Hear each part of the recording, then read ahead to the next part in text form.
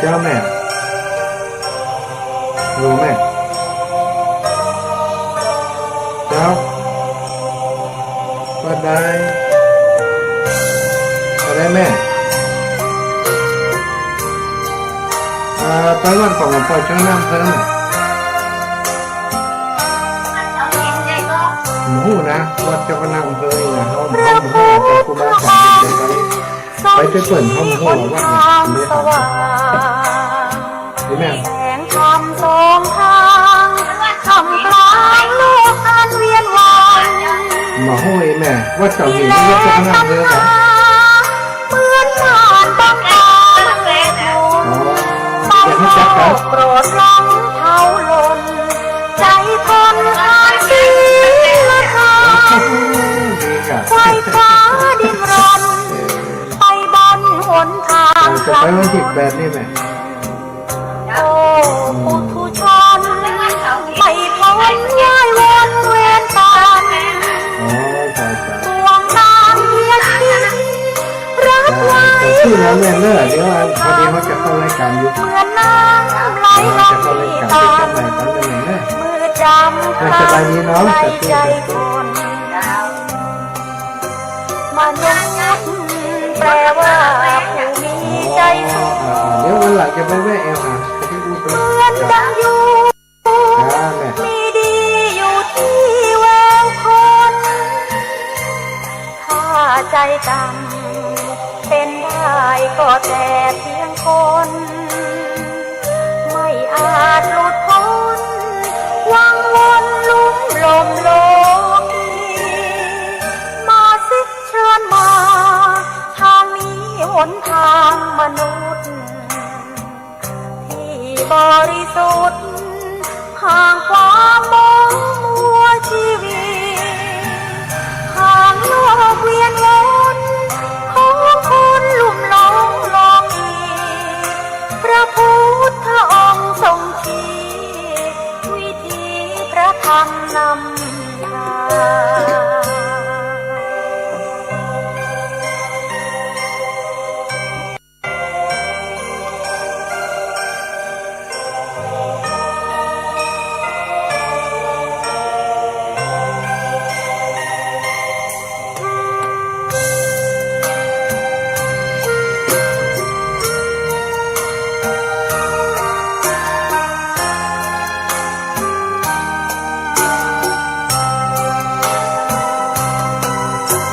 มนุษย์แปลว่าผู้มีใจสูงเหมือนดังยุงมีดีอยู่ที่แววคนถ้าใจต่ำเป็นได้ก็แต่เพียงคนไม่อาจหลุดพ้นวังวนลุ่มลมโลเชิญมาทางนี้หนทางมนุษย์ที่บริสุทธิ์ห่างความมองมัวชีวิตห่างโลกเวียนวนของคนลุ่มหลงโลกีพระพุทธองค์ทรงชี้วิธีพระธรรมนำทาง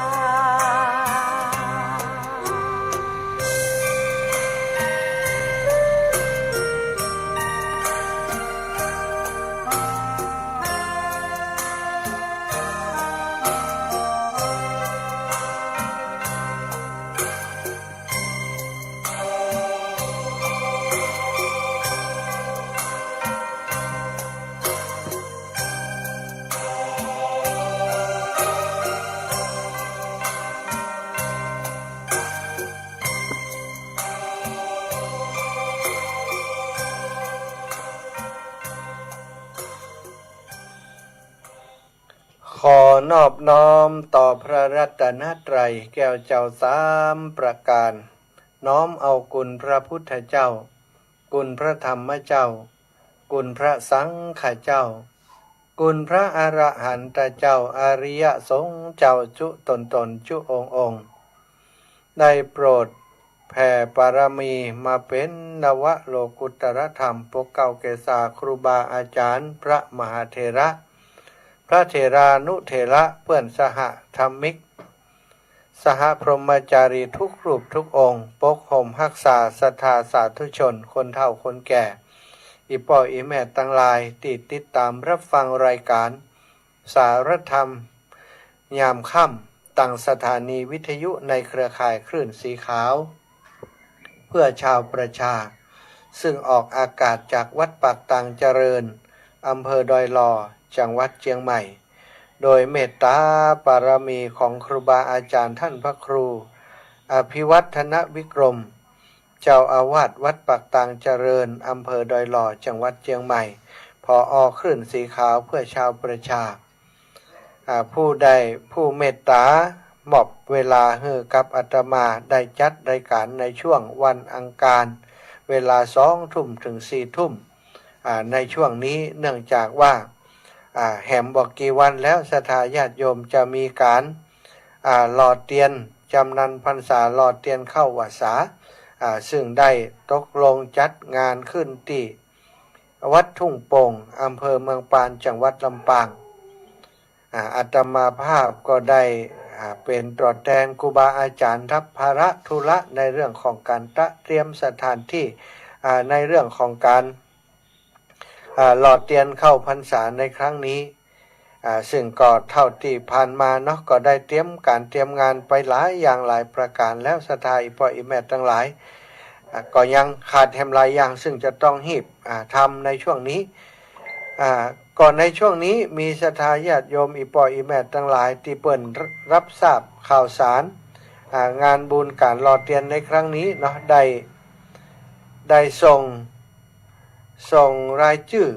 ที่เปิ่นหอมบุญมานี้ผ่านมาตังอาตมาหลายท่านด้วยกันซึ่งในช่วงแรกๆก็พยายามอ่านให้ศรัทธาญาติโยมได้รับทราบพอระยะหลังมาแต่ละคนเปิ่นก็ส่งมาให้ศรัทธาญาติโยมมาพอแล้วมาอ่านแล้วปรากฏว่ามันนักแก่นักล้ำนักเหลือมาพอแล้วก็เลยได้แจ้งให้ศรัทธาญาติโยมตลอดถึงครูบาอาจารย์ไปว่าคงบ่สามารถจะอ่านทั้งหมดทั้งมวลใดที่ศรัทธาอีพ่ออีแม่ทั้งหลาย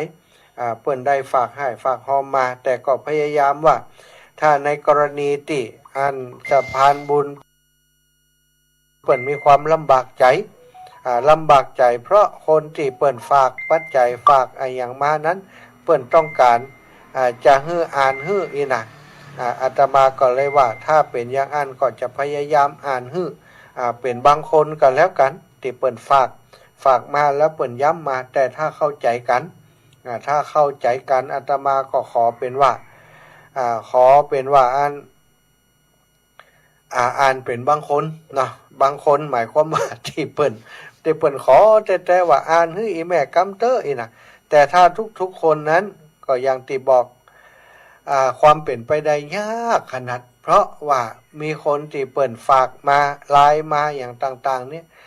เป็นหลายปันรายชื่อศรัทธาเป็น 4-5 ปันรายชื่อ 4-5 ปันรายชื่อนั้นอาตมาคงบ่สามารถจะอ่านให้ทั้งหมดได้ก็เลยได้แจ้งไปเนาะก็มีญาติโยมทั้งหลายที่เปิ่นฟังอยู่นั้นเปิ่นก็เข้าใจแล้วเปิ่นก็โทรมาบางพ่องก็โทรมาไล่ชื่อที่อีแม่ส่งไปท่านอาจารย์บ่ต้องอ่านเนอะอีแม่เข้าใจละกว่าอาจารย์นั้นจะลำบากเนาะกว่าจะลำบากในการอ่านเพราะว่ามันมีนักเหลือเกินที่อีแม่ฟังที่ท่านอาจารย์ว่าแล้วอาจารย์บ่ต้องอ่านละในของอีแม่เนาะอันนี้ก็เข้าใจอย่างอีก็เป็นเรื่องที่ดีศรัทธาญาติโยมถ้าบ่อ่านนี้ก็ต้องอ่านทุกคนนี่สุดท้ายก็คืออ่านบ่หมดบ่เสี่ยงบ่จบเนาะเอาละก่อนที่จะอู้จากันเรื่องราวของการลอดเตียนนี้อาตมาก็ขอขอบคุณตั้งสถานีวิทยุในเครือข่ายคลื่นสีขาวที่ออกอากาศอยู่ในช่วงนี้ในพื้นที่8จังหวัดภาคเหนือของเฮาจังหวัดเชียงใหม่เชียงรายเมืองแปะเมืองน่านพะเยาลำปางลำพูนเนาะลำพูนเชียงใหม่นี่หลายพื้นที่ได้ออกอากาศไปตอนนี้ที่ครูบาอาจารย์แจ้งมาได้ กูเตือก็ฟังที่ครูบาอาจารย์เปิ่นแจ้งสถานีไปเนี่ยรู้สึกว่าจะเป็น28 29สถานีแล้วนับว่าเครือข่ายคลื่นสีขาวของเฮาบางช่วงเวลาบางช่วงโมงนั้นมีผู้ฟังเป็นลักหมื่นอาตมาคิดว่าอย่างอันแต่ละหมู่บ้านแต่ละพื้นที่นั้นแต่ละอำเภอแต่ละจังหวัดนี่มีประชากรอยู่เยอะเหมือนกันที่เปิ่นฟังรายการธรรมะเท่าที่อาตมาได้ตรวจสอบไปแอวหาญาติโยมทั้งหลายที่เปิ่นเป็นแฟนรายการธรรมะเนาะของในพื้นที่จังหวัดลำปางเนี่ยก็ได้พบปะกับคนเฒ่าคนแก่ในหมู่บ้านต่างๆที่เปิ่นโทรมาหาเนี่ยเวลาไปแอวเปิ่นก็สอบถามว่าบ้านเฮานี่ฟังกันนักก็อีแม่เปิ่นก็บอกฟังกันนักกันหลายบางคนเปิ่นทราบข่าวว่าอาตมาไปแอวเปิ่นก็ป้ากันมาแอวหาจื่อที่อาตมาบอกเคยได้ยินกับแต่ว่าอีแม่เคยโทรไปก็อีแม่ฟังบ่ได้ท่านอาจารย์อีแม่บ่กล้าโทรบัดจังและอีกอย่างนึงก็เกรงใจด้วยเลยบ่ได้โทรไปว่าแต่ละที่ละแห่งมีคนฟังอยู่นักเสียถาแม้กระทั่งได้เดินทางไปตังเชียงใหม่ไปตังเชียงรายเนาะไปตังพะเยาไปต่างอำเภออย่างแม่แจ่มของเชียงใหม่ตังเมืองฝางก็อย่างการเนี้ยเวลาลงพื้นที่ไปก็จะสอบถามเรื่องหมู่เนี้ยเนาะกับศรัทธาญาติโยมทั้งหลายเพิ่นก็ว่าหมู่บ้านเฮานี่ฟังกันนักท่านอาจารย์แต่ว่าบ่มีไผโทรไปนะก็เป็นที่น่าเสียดายเหมือนกันนะถ้าเพิ่นโทรมาเขาก็จะได้สอบถามจะได้ได้จางแต่บางพ่องก็ยังว่าน่าศรัทธาเปิ้นสมัครใจที่จะฟังแต่บ่สะดวกใจที่จะโทร หลายคนก็บอกว่าบ่ฮู้จะกับครูบาอาจารย์อย่างใดท่านอาจารย์บางเทื่อฟังเปิ้นอีแม่ก็ก่อนบอกกล้านะตั้งแต่กลัวอาจารย์จะเจริญพรใส่ทุกเจ้า อีแม่ก็เลยบอกกล้านะกราบสาธุโยมแม่แต่ติดตามฟังอยู่เน้อเจ้าอีแม่ยังบ่ฮู้เนอะ เปิดติดตามฟังอยู่ทาง Facebook นะทาง Facebook ก็ขอขอบคุณให้โยมแม่นะหลายคนโยมน้องอรพินรามบุตรก็ติดตามฟังอยู่นะเจริญพรเนอะโยมอรพินรามบุตรนะไปแอววันที่13ด้วยกันพาลูกสาวไปทำบุญที่วัดตรงปงเนอะวันนี้ปะกันเมินเนาะสุดท้ายอีพ่ออีแม่ที่อยู่ตังพะเยาตังเชียงรายเนาะตังวังเหนือตอนนี้กระเดียวก็ท้ายชั่วโมงแล้วโทรมาเนอะตังเมืองน่านก็ดีตังเมืองแปะก็ดีภายที่ตั้งใจว่าจะอยากจะหาครูบาอาจารย์ที่เปิ่นรอเตียนกันที่วัดตรงปงจะสอบถามเส้นทางอย่างการนี่ก็โทรมามาจากกันได้เนาะวันนี้ก็จะเรื่องเส้นทางคือกับศรัทธาอีปออีแม่ด้วยหลายท่านก็โทรมาวันก่อนเนี้ยมีโยมแม่ครูท่านหนึ่งเปิ่นโทรมาว่าท่านอาจารย์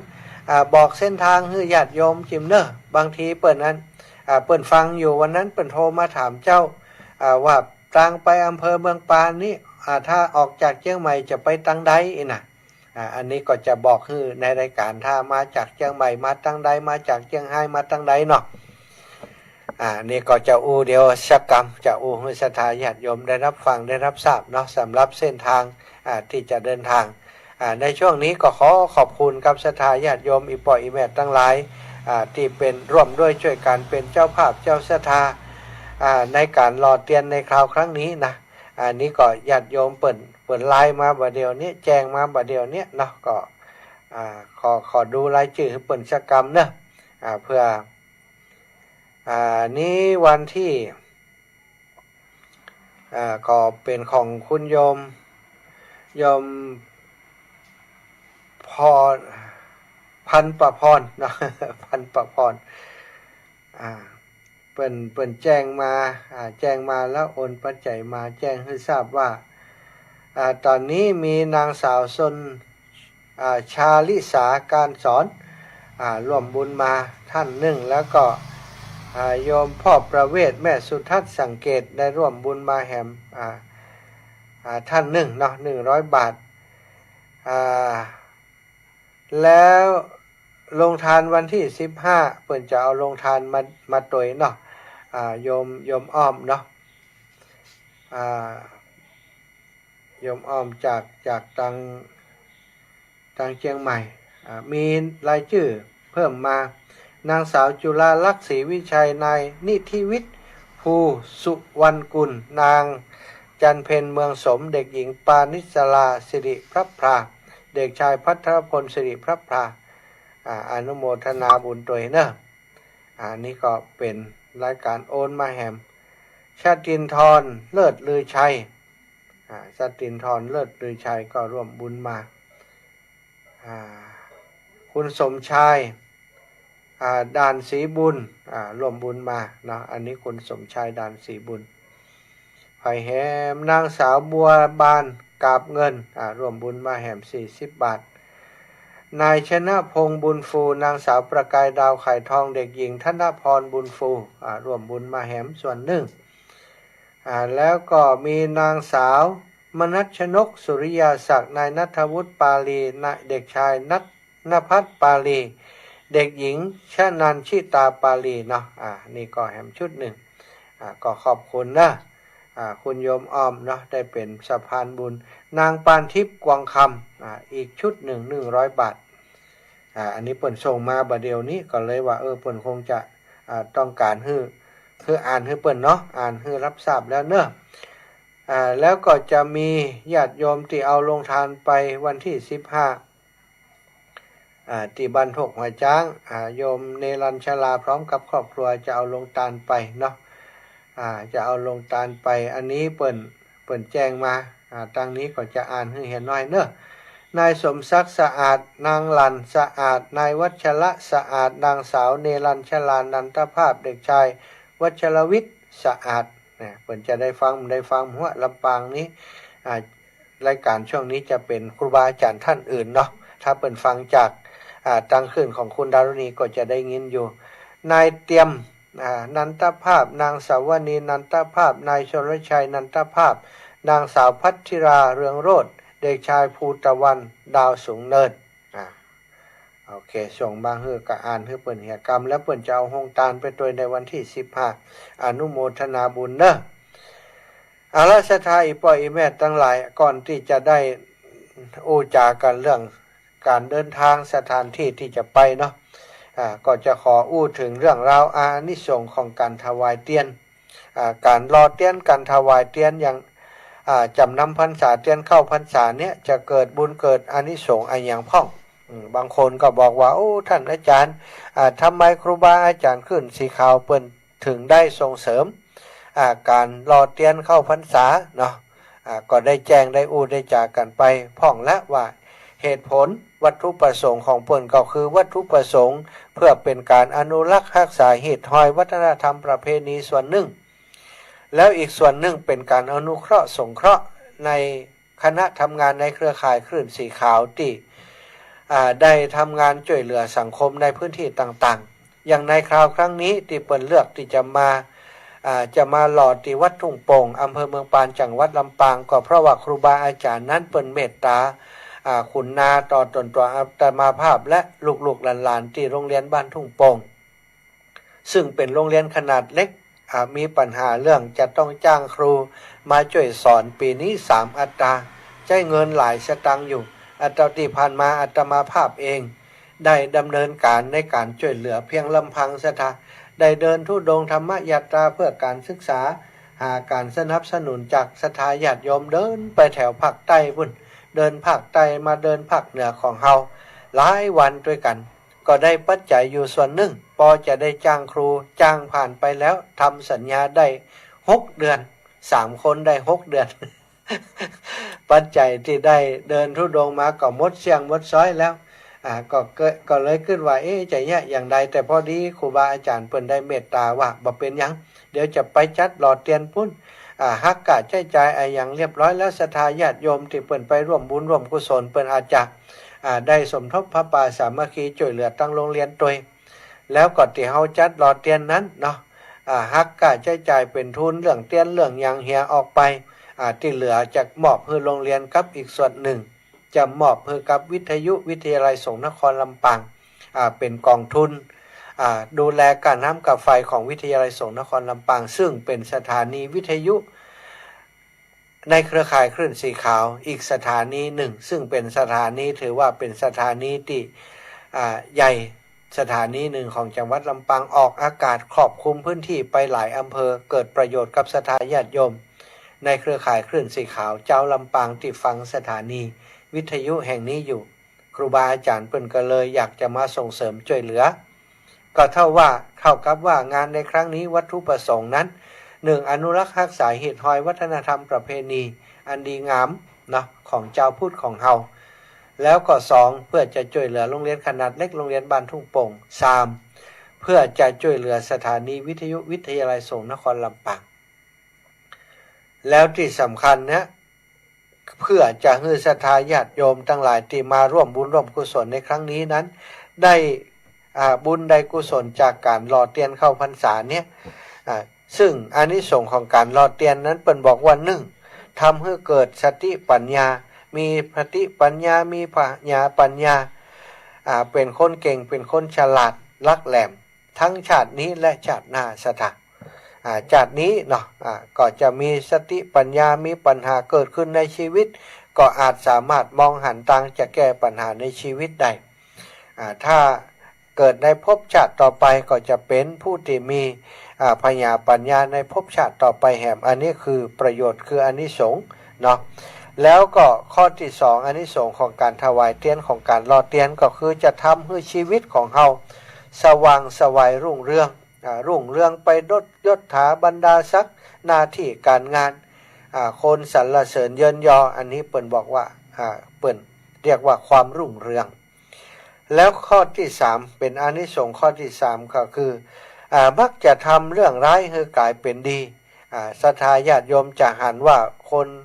เหนือเฮาจะเชื่อในเรื่องของการปูจาเตียนสะเดาะเคราะห์ต่อชะตาเนี่ยคนที่เปิ้นต้องการโชคต้องการชะตาเวลาหวยจะออกก้าเปิ้นปูจาเตียนเนี่ยบางคนก็จับมือเปิ้นเฮ็ดแต่สถาปูจาเตียนมานี่เวลาไปซื้อหวยซื้อเลขก็ถูกหวยถูกเลขอีกบางคนที่ไปถูกตักถูกตายว่าจะมีเคราะห์เน้ออย่างอันอย่างอีกเวลาไปปูจาเตียนปูจานี้สะเดาะเคราะห์ก็ทำให้เคราะห์หายไม่แควนบ่มีปัญหาอย่างที่เกิดความกังวลเกิดความเกรงกลัวอยู่แล้วก็อีกอย่างหนึ่งก็คืออานิสงส์ประการที่4ทำให้เจริญไปโดยมิตรภาพมีมิตรสหายมีมิตรสหายมีบริวารนักสถาอานิสงส์เรื่องนี้นี่อานิสงส์แบบนี้นี่เคยมีในมีตัวอย่างเนาะอย่างในอสิติมหาสาวกนั้นมีสาวกรูปหนึ่งที่ในอดีตชาติสมัยพระพุทธเจ้าพระนามว่าปุถุมุตตระซึ่งพระอนุรุทธะเนาะชื่อว่าพระอนุรุทธะนี่เปิ่นเกิดในสมัยพระพุทธเจ้าพระนามว่าปุถุมุตตระแล้วเปิ่นได้มีโอกาสได้ฟังธรรมจากพระพุทธเจ้าพระนามว่าปุถุมุตตระแล้วพระพุทธเจ้าวันหนึ่งที่เปิ่นไปฟังธรรมนั้นพระพุทธเจ้าพระนามว่าปุถุมุตตระนี่ได้แต่งตั้งอัครแต่งตั้งสาวกรูปหนึ่งว่าพระรูปนี้นั้นพระสาวกรูปนี้มีเป็นผู้ที่มีตาทิพย์เป็นผู้ที่มีตาทิพย์เป็นผู้ที่มีตาทิพย์เป็นเอตทัคคะตังตาทิพย์ ตังตาทิพย์สถาเป็นผู้ที่มีตาทิพย์นักอันมากกว่าพระสาวกทั้งหลายแต่น้อยกว่าพระพุทธเจ้านะเมื่อได้รับการพยาเมื่อพระภิกษุรูปนั้นได้รับการแต่งตั้งให้เป็นเอตทัคคะตังตาทิพย์แล้วท่านพระอนุรุทธะซึ่งในอดีตชาติในสมัยนั้นเนี่ยในสมัยพระพุทธเจ้าปุถุมุตตระเนี่ยท่านเป็นข้าบดีได้ไปฟังธรรมแล้วก็หันการแต่งตั้งท่านก็รู้สึกเลื่อมใสในพระภิกษุรูปนั้นนะก็เลยได้ตั้งความปรารถนาว่าอยากจะมีเป็นภิกษุที่มีตามีจักษุทิพย์ในพระพุทธเจ้าพระองค์ใดพระองค์หนึ่งก็เลยได้กราบนิมนต์พระพุทธเจ้าปุถุมุตตระพร้อมกับพระอรหันตสาวก100,000 รูปไปฉันภัตตาหารที่บ้านของเขาที่คฤหาสน์ของเขาตลอด7 วันสถาแล้วก็ปูจาพระพุทธเจ้าโดยประทีป1,000 ดวงตลอด7 วัน พอพระพุทธเจ้าปุถุมุตระนิพพานเปิ้นก็ได้สร้างเจดีย์สร้างเจดีย์ไว้แล้วก็ได้ปูจาโดยประทีปเนาะตลอดทั้งคืนเอาประทีปเทินเอาใส่ถาดเทินไว้บนหัวเดินหลอบประทักษิณเจดีย์ที่บรรจุพระบรมสารีริกธาตุพระพุทธเจ้าพระนามว่าปุถุมุตระตลอดทั้งคืนจนลุ่งสางสถาในสมัยพระพุทธเจ้าปุถุมุตระพอมาสมัยพระพุทธเจ้าพระนามว่าสุเมธะสถาสุเมธะเปิ้นก็ได้เกิดมาพบกับพระพุทธเจ้าสุเมธะอีกเมื่อพระพุทธเจ้าสุเมธะนี่เปิ้นได้นั่งสมาธิตีปื้นก็ไม่ตนหนึ่งนั่งสมาธิเข้าฌานพระอนุรุทธะในอดีตชาตินั้นก็เป็นคนทุกขตะนี่แหละได้ไปผ่านไปพบปะเปิ้นก็เลยได้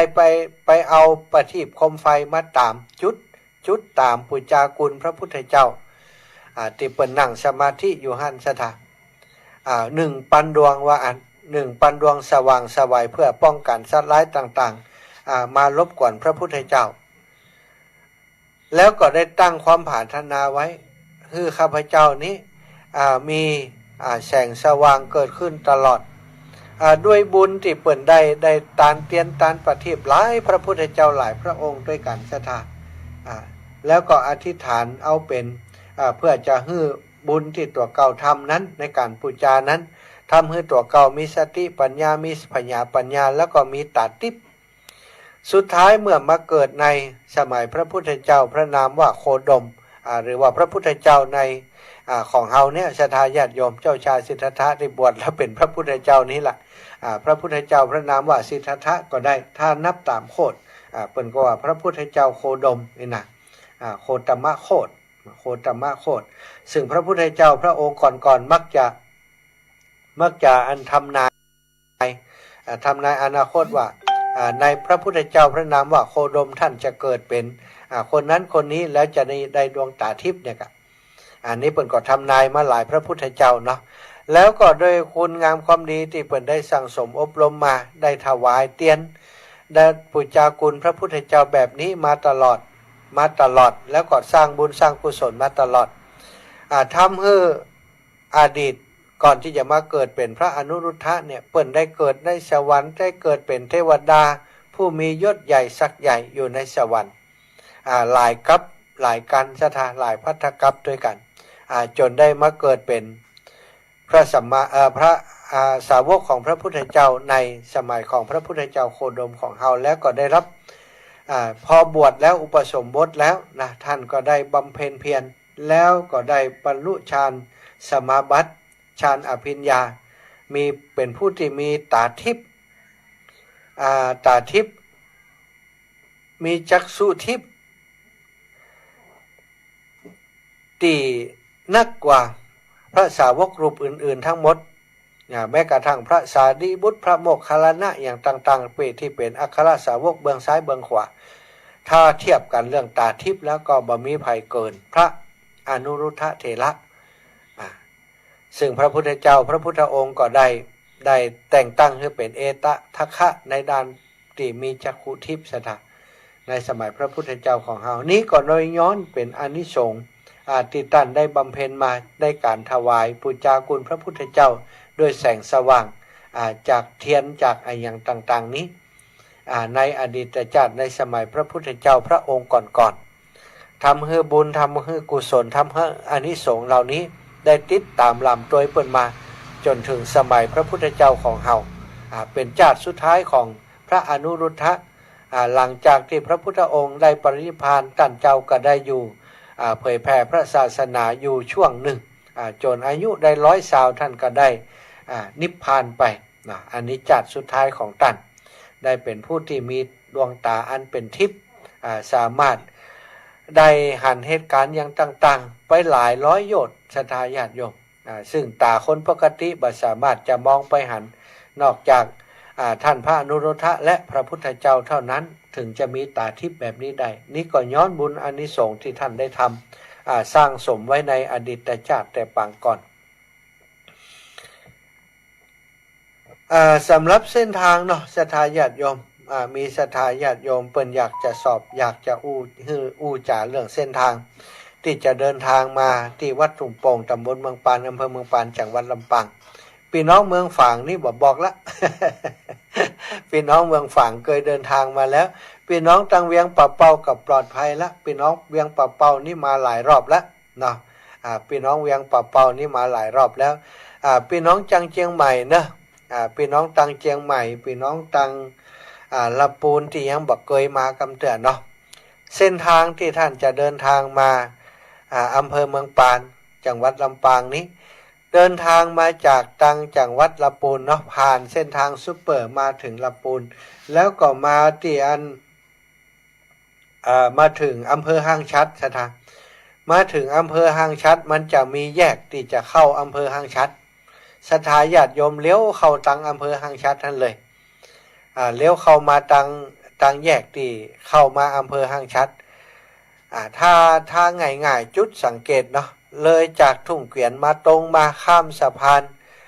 ข้ามสะพานมันจะมีสะพานอยู่ที่หนึ่งที่อันห้างชัดนะข้ามแม่น้ำห้างชัดมานี่จะเจอปั๊มปตทเป็นปั๊มใหญ่คนที่เปิ่นลุกเวียงลำปางไปส่วนใหญ่จะแวะปั๊มนั้นปั๊มปตทปั๊มใหญ่แถวนั้นจะมีปั๊มอยู่ 2-3 ปั๊มถ้าหันปั๊มปตทแล้วก็เริ่มชะลอแล้วจะหันป้ายสีเขียวต้นเวินอยู่หันจะบอกว่าไปอำเภอห้างชัดแล้วก็ไปอำเภอเมืองปานสถานไปอำเภอห้างชัดไปอำเภอเมืองปานไปจังหวัดลำปางเปิ้นจะเขียนอย่างนั้นสถานก่อนเลี้ยวเข้าติอันตังอำเภอห้างชัดเข้าไปถึงตัวอำเภอห้างชัดก็จะเลี้ยวขวากำนั้นก็เลี้ยวขวาตรงเข้าไปจังหวัดลำปางตรงเข้าไปจังหวัดลำปางไปตรงไปเรื่อยๆเลยแล้วก็จะไปถึงแยกไฟแดงจากแยกไฟแดงห้างชัดหันเลี้ยวขวาไปก็จะไปเจอ3แยกซึ่งเป็นแยกไฟแดงแหมแยกหนึ่งจากที่อำเภอห้างชัดหันไปที่จะถึงแยกหันประมาณ15 กิโลสถาน12-15 กิโลประมาณเนี้ยก็จะไปเจอป้ายแหมป้ายหนึ่งป้ายสีเขียวเติ้นเวินเหมือนกันจะบอกตังว่าไปอำเภอเมืองปานแล้วก็บอกว่าไปอุทยานแห่งชาติแจ้ซ้อนเส้นทางเดียวกันอุทยานแห่งชาติแจ้ซ้อนอยู่ที่อำเภอเมืองปานสถาก็เลี้ยวซ้ายไปนะเลี้ยวซ้ายตรงไปอย่างเดียวกับนี้จากจุดนั้นเปิ่นบอกว่าแยกบ้านน้ำทงแยกบ้านน้ำทง3แยกบ้านน้ำทงจะไปอำเภอเมืองปานตรงจาก3แยกนั้นไปแห่มประมาณ50 กิโลสถานก็จะไปถึงอำเภอเมืองปานจุดสังเกตว่าถึงอำเภอเมืองปานแล้วยัง จะมีเซเว่นใหญ่อยู่3แยกนั่นเซเว่นใหญ่อยู่3แยกจะมีป้ายบอกอยู่หั่นนะไปอำเภอเมืองปานแล้วก็เลี้ยวซ้ายไปอำเภอเมืองปานเลี้ยวขวาไปอุทยานแห่งชาติแจ้ซ้อนไปถึงตัดเซเว่นไปถึง3แยกหั่นศรัทธาจะหันแล้วจะมีป้ายยินดีต้อนรับเครือข่ายคลื่นสีขาวเพื่อชาวประชาไปหล่อเตียนที่วัดทุ่งโป่งเพิ่นจะมีป้ายไปลูกศรสีแดงจี้ฮือเหียว่าไปวัดทุ่งโป่งไปทางไรบ่ต้องกลัวลงจากตรงนั้นมันจะมุ่งไปสู่วัดทุ่งโป่งแห่มประมาณ5 กิโลต่ออันสถานจะหันธงธรรมจักรและก็ธงชาติตลอดทางที่จะไปสู่วัดทุ่งโป่งอาตมาคิดว่าบ่มีติลงไหนเนาะบ่มีติลงไหนหาง่ายๆถ้าคนขับรถเนี่ยเปิดสามารถเปิด Google ได้มันก็สามารถเปิดที่ Google Map มันได้ไปอำเภอเมืองปานหรือว่าปักว่าไปวัดทุ่งโป่งอีกก็ถึงจะขึ้นตามแผนที่ฮะนะเนาะหลายคนเปิดปักมุดปักแผนที่ได้เปิดก็ไปแบบนั้นแต่ถ้าคนเข้าคนแก่ที่บัตรทนัดบัตรจ้างตั้งนี้ก็อย่างที่อาตมาว่าถ้าสามารถถามให้ก็ได้ซะถ้ามาถึงห้างชัดท่านเนี่ยแวะถามท่านใดก็ได้จะไปอำเภอเมืองปานไปทางใด เพื่อนก็จะบอกคือลงที่ไหนก็ถามเขาได้เนาะลงที่ไหนก็ถามเขาได้แต่สิ่งสำคัญก็คือเวลาขับรถเนี่ยคนขับรถจุดสังเกตเปิ่นก็จะสังเกตป้ายซะป้ายจะบอกทางตลอดไปถึงจะเข้าห้างชัดท่านใดเปิ่นก็จะมีป้ายบอกเขาก็พอป้ายวิ่งตามป้ายไปเนาะ ไปอำเภอเมืองปานนะสถานที่ที่เขาจะหล่อเตียนก็คือที่วัดทุ่งโป่งตำบลเมืองปานอำเภอเมืองปานจังหวัดลำปางก็คงหาใบยากนะสำหรับศรัทธาทั้งหลายแต่ถ้าไผที่ฟังอย่างนี้แล้วท่านอาจารย์ท่านงงคนขับรถงงอีกนะก่อนที่โทรมาโทรมาถามอาตมาสอบถามเส้นทางกันเหียก่อนที่จะเดินทางมาวันที่15ถ้าวันที่15ถามและจบข่าวซะท่าเพราะอยู่ในงานนี้บางครั้งบางทีเสียงเครื่องก็ดีเสียงโทรศัพท์นี่ส่วนใหญ่ก็บ่จะได้พกติดตัวประจำเนาะมันคนนั้นโทรมาคนนี้โทรมาแล้วก็งานเขามีหลายอย่างเนี่ยต้องต้อนรับดูแลคนนั้นคนนี้ส่วนใหญ่ถ้าวันงานนี้บ่ค่อยได้รับโทรศัพท์ไผครูบาอาจารย์รูปอื่นๆก็เหมือนกันต่างคนต่างยุ่งต่างวุ่นต่างไว้ ถ้าโทรมาวันนั้นจะยุ่งถ้าบ่เข้าใจจุดใดถ้ากังวลว่าจะมาบ่ถูกอย่างไรเนี่ยคือโทรมาหาอาตมาก่อนที่จะถึงวันงานตั้งแต่วันนี้ไปศรัทธาญาติโยมที่จะมาแล้วบ่แน่ใจจะมาถูกก็บ่ถูกสามารถโทรมามาจากันก่อนได้เนาะโทรมามาจากับอาตมาก่อนได้ก่อนที่จะออกเดินทางก่อนที่จะออกเดินทางแต่จำให้ไว้ก่อนจำไว้ให้ดีเนาะจำไว้ให้ดีว่ามาที่อำเภอเมืองปานมาที่อำเภอเมืองปานแต่อันศรัทธาญาติโยมก็สามารถจะมาง่ายอยู่แล้วก่อนที่จะเปิดโอกาสให้ศรัทธาญาติโยมโทรมาในชั่วโมงแรกนี้ก็ขอเอิญเชิญชวนประกาศตามที่ครูบาอาจารย์เปิดลงประกาศใน Facebook ของท่านอาจารย์พระครูอภิวัฒนวิกรมเนาะท่านอาจารย์ได้ลงประกาศว่าขอเชิญพุทธศาสนิกชนนักศีลนักบุญทุกท่าน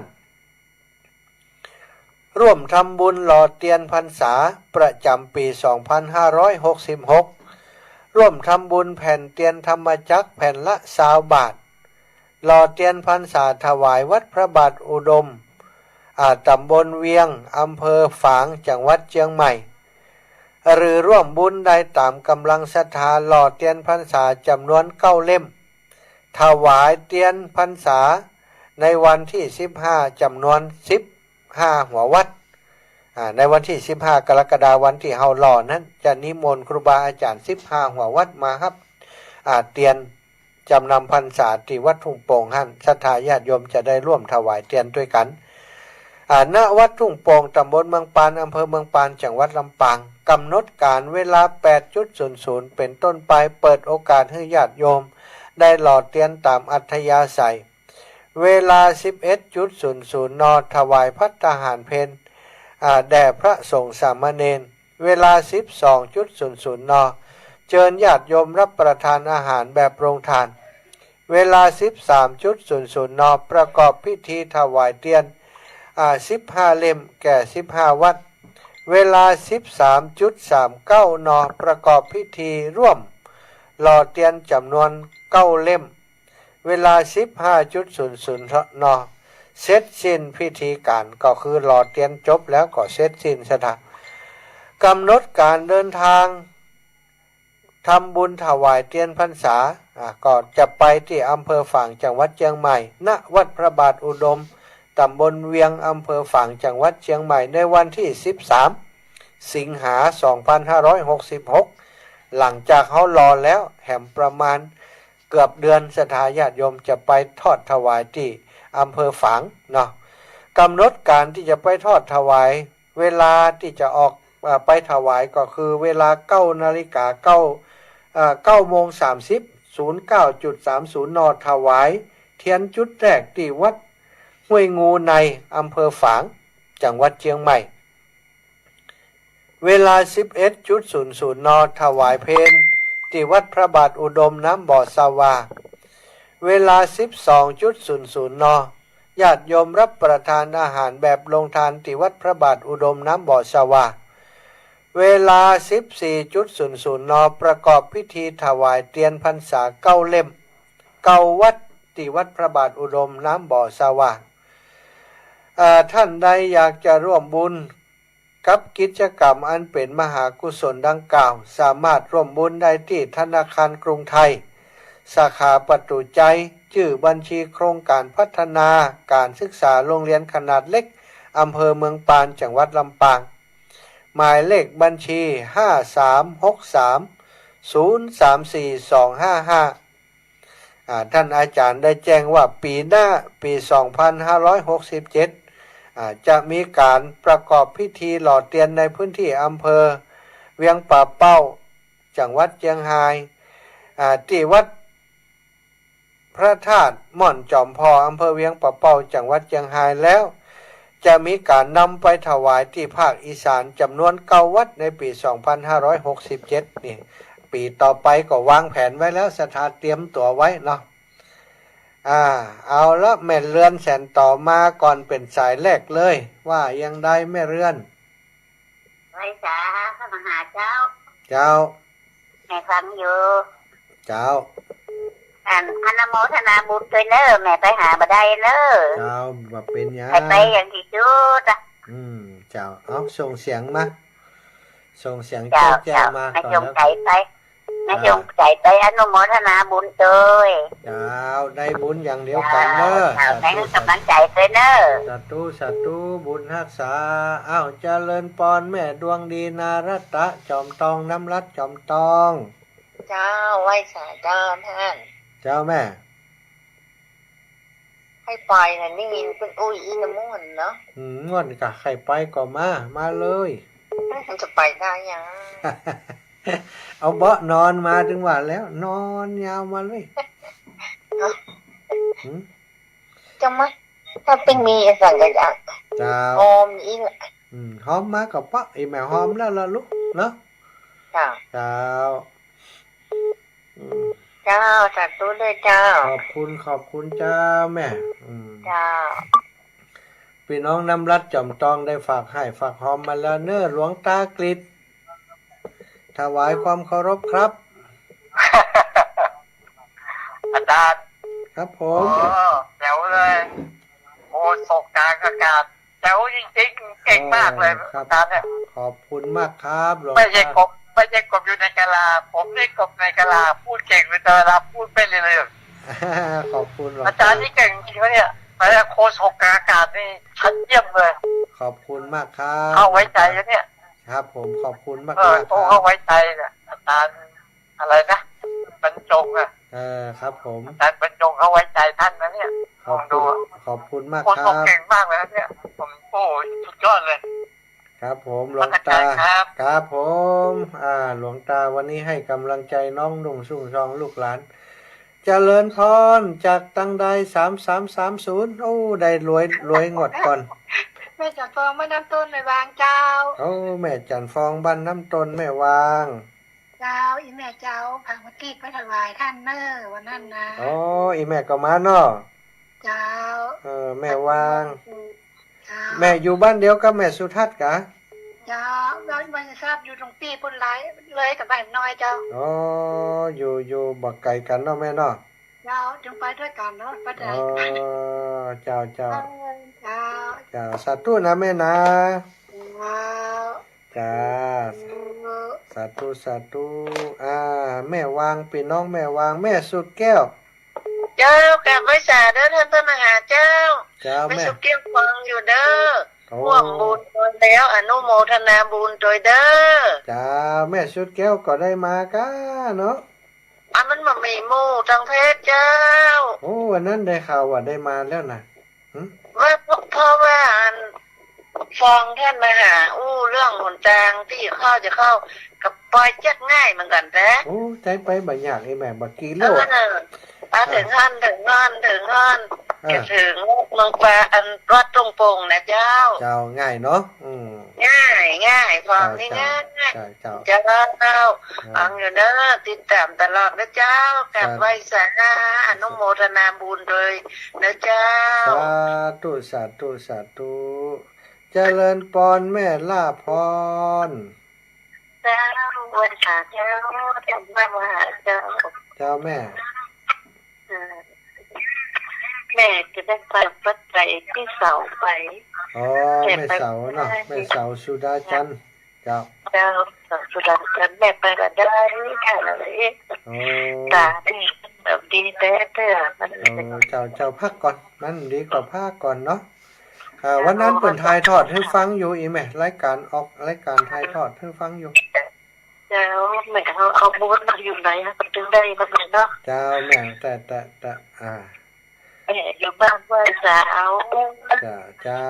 สาธุเนอะแม่เนอะขอบคุณแม่นะเจ้าแม่มาคิดถึงแม่แล้วก็มาหาอยู่ตลอดนะเจ้าสาธุปันการครับแม่ครับปันการครับแม่อุ้ยอินคนน้อยเดี๋ยวแม่อุ้ยอินน้อยใจแม่อุ้ยอินสาเจ้าแม่อุ้ยส่งเตียนกับส่งขี้ผึ้งกับวันปัจจัยไปนะได้ครับได้ยังถึงเตี้ยส่งตะวันได้เนอะเพราะว่ามันพูดมาถึงว่าส่งด่วนหรอกด่วนเนี่ยยังนะเจ้าปัจจัยทำ840เด้อเจ้าดีแล้วขอบคุณแม่เนอะจ้าใส่เจอกันไปฮะละเจ้าแม่เจ้าสาธุเจ้าแม่บ่มีเวลาบอกเบอร์โทรเลยสตาร์0808844173 0808844173ฮัลโหลอะโหลอะเลฮัลโหลอะไรฟังอยู่ฟังอยู่ให้มารับเตี้ยย่านฟังลูกบ่าวแม่อู้เนี่ยกะเดี๋ยวแหมชั่วโมงก่อนนะดูตั้งฟังเลยนี่เดี๋ยวแม่ก็ฟังอยู่นั่งฟังดีก็ดีเด้ดิเจ้าสาธุถ้าฟังอยู่เด้อเจ้าอีแม่อยู่ดีมีสุขเด้อเจ้าสาธุได้ที่ลูกทำก็ขอให้ได้บุญกุศลเด้อเพื่อแม่ด้วยเด้อเจ้าเพื่อแล้วเอาหืมเดียวเนี้ยเอากำไปมาเอามาเลยส่งไปแล้วสาธุสาธุเจ้าเจริญพรแม่ยายพร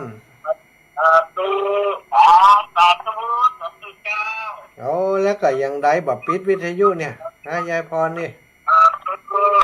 ยายพรนี่คนเก่าแท้ฟังมาต่ำเมินนะแบบปิดวิทยุคือการเจริญพรแม่สายทองบ้านห้องรับปูก็ไว้สาเจ้าพระนะยังฟังอยู่เนอะฟังเข้าหาธรรมะตั้งแต่ปี51อ่ะเจ้าอีแม่นะ51แล้วก็ข้าอาจารย์มันโยงมาวันมาผูไข่หันไปเนอไปกัน3คนไปด้วยให้ก่อนเจ้าเอ็มเป็นได้หันทุกตัวทุกองค์อย่างนั้นวัดแห่งต่ำกับนะวัดสมณะนะกะยังหันกับเจ้าล่ะเพิ่นจะไปก่อนไปกะมาได้อย่างไรครูบาอาจารย์มูนั้นเจ้าน่ะโซเฟอร์แล้วดีใจไม่ดีใจยังแม่ดีใจเอาแม่ไปใกล้ที่วัดนี่รอได้เนาะเฮาก็ไข่หันอีแม่บ่ต้องได้ฟังก็เสียงว่าเมินล่ะจะเอาจันทาโดยไปก็ไปเจ้าดีละเนาะว่ากันวันที่15ก็1775นะเจ้าสักเดือนนี้ต้องซักเนาะแม่เนาะแล้วก็ต้องซักเจ้าสาธุเจ้าก็ไว้สาเจ้ามาแล้วยายพรห่อเปิดวิทยุใช้กันนี่เลยใช่แล้วตัว3 อันนี้ไปห้องน้ำเจ้าคนมึงแดงตายมาอยู่บ้านก็แดงเนี่ยกะชื่อหยังไม่ไหลไม่ไหลกะไม่ไหลดีกะเฮาคนเมืองปานเนาะฮู้จักกันอยู่ก้าไม่ไหลนี่เนาะเจ้าตายไปก็น้อยอย่างพวกมินากาหลวงหัวแดงนี่มีคนไปมีเจ้ามันน่าจะไปเอาหาแม่ยายพรเนอะจะไปป้าคนลำปางเมืองปานตัวเนาะสาธุแม่ยายพรจะขอฮับสายคนอื่นก่อนเนอะมาตุ๊ดมานี่น่ะ777570จากไหนจ้าจากบ้านใหม่เจริญเจ้าบ้านใหม่เจริญกะเจ้าไม่เจริญวังเหนือนี่นะไม่เจริญมันนี่กะแม่ขจานมันแมวปะเป้านะกะเจ้าเวียงปะเป้ามีใหม่เจริญด้วยกะเจ้าปะเป้าบนเวียงกะหลงเจ้าตำบลเวียงกะหลงเนาะเจ้าแม่หยังนี่แม่หยังแม่ผ่านเจ้าแม่ผ่านเจ้าพ่ออย่างไรพ่อรออาน้องไม่โทรนี่ฮะพ่ออาน้องไม่โทร อ๋อปอป้านแหละป้านแหละเจ้าอ๋อเจ้าป้านแม่ป้านเนาะบ้านนั้นใหม่เจริญอ๋ออีเจ้าแม่ได้มาได้เปิ่นก็นี่ได้ไปกับเจ้าโอ้สาธุสาธุดีแล้วได้ปากันเนาะแม่เนาะเจ้าเจ้า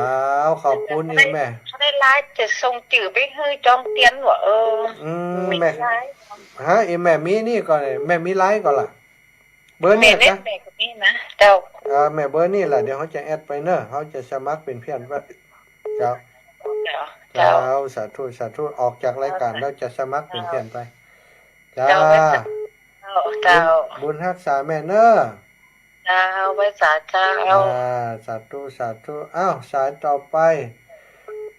เจริญปอนแม่นิดกะแม่นก็เจ้าไว้สาเจ้าแม่นิดที่ปไหนงนี่แม่นิดปงหนองก็ใหญ่เจ้าโอ้สาธุสาธุเจ้าที่ไหนอยู่ลำปางอยู่ลำปางอยู่วัดศรีภูมิมาอีแม่เจ้าต้องเดินทุกยุกหันม้อยต้องถามก่อนว่าอยู่ไหนเนาะจ้าถึงอยู่กับตีถึงอยู่กับตีแม่ถามว่าอยู่ไหนนี่อีว่าสาธุขอบคุณแม่นะแม่ป้านแม่ป้านแม่ป้านสาธุแม่นิดแม่นิดแต่กี้แม่นิดก่อนสวรรค์เจ้าแม่ขอบคุณแม่นิดเนอะเป็นกำลังใจให้กันและกันโดยเจ๊ว่าได้กลับภาษาครับครับผมเพื่อกำลังใจท่านมาหาเด้อโอ้ขอบคุณครับอยู่ไหนวันนี้อยู่ปะตังเลินกุมเขี่ยงคือเลยแต่อ๋อ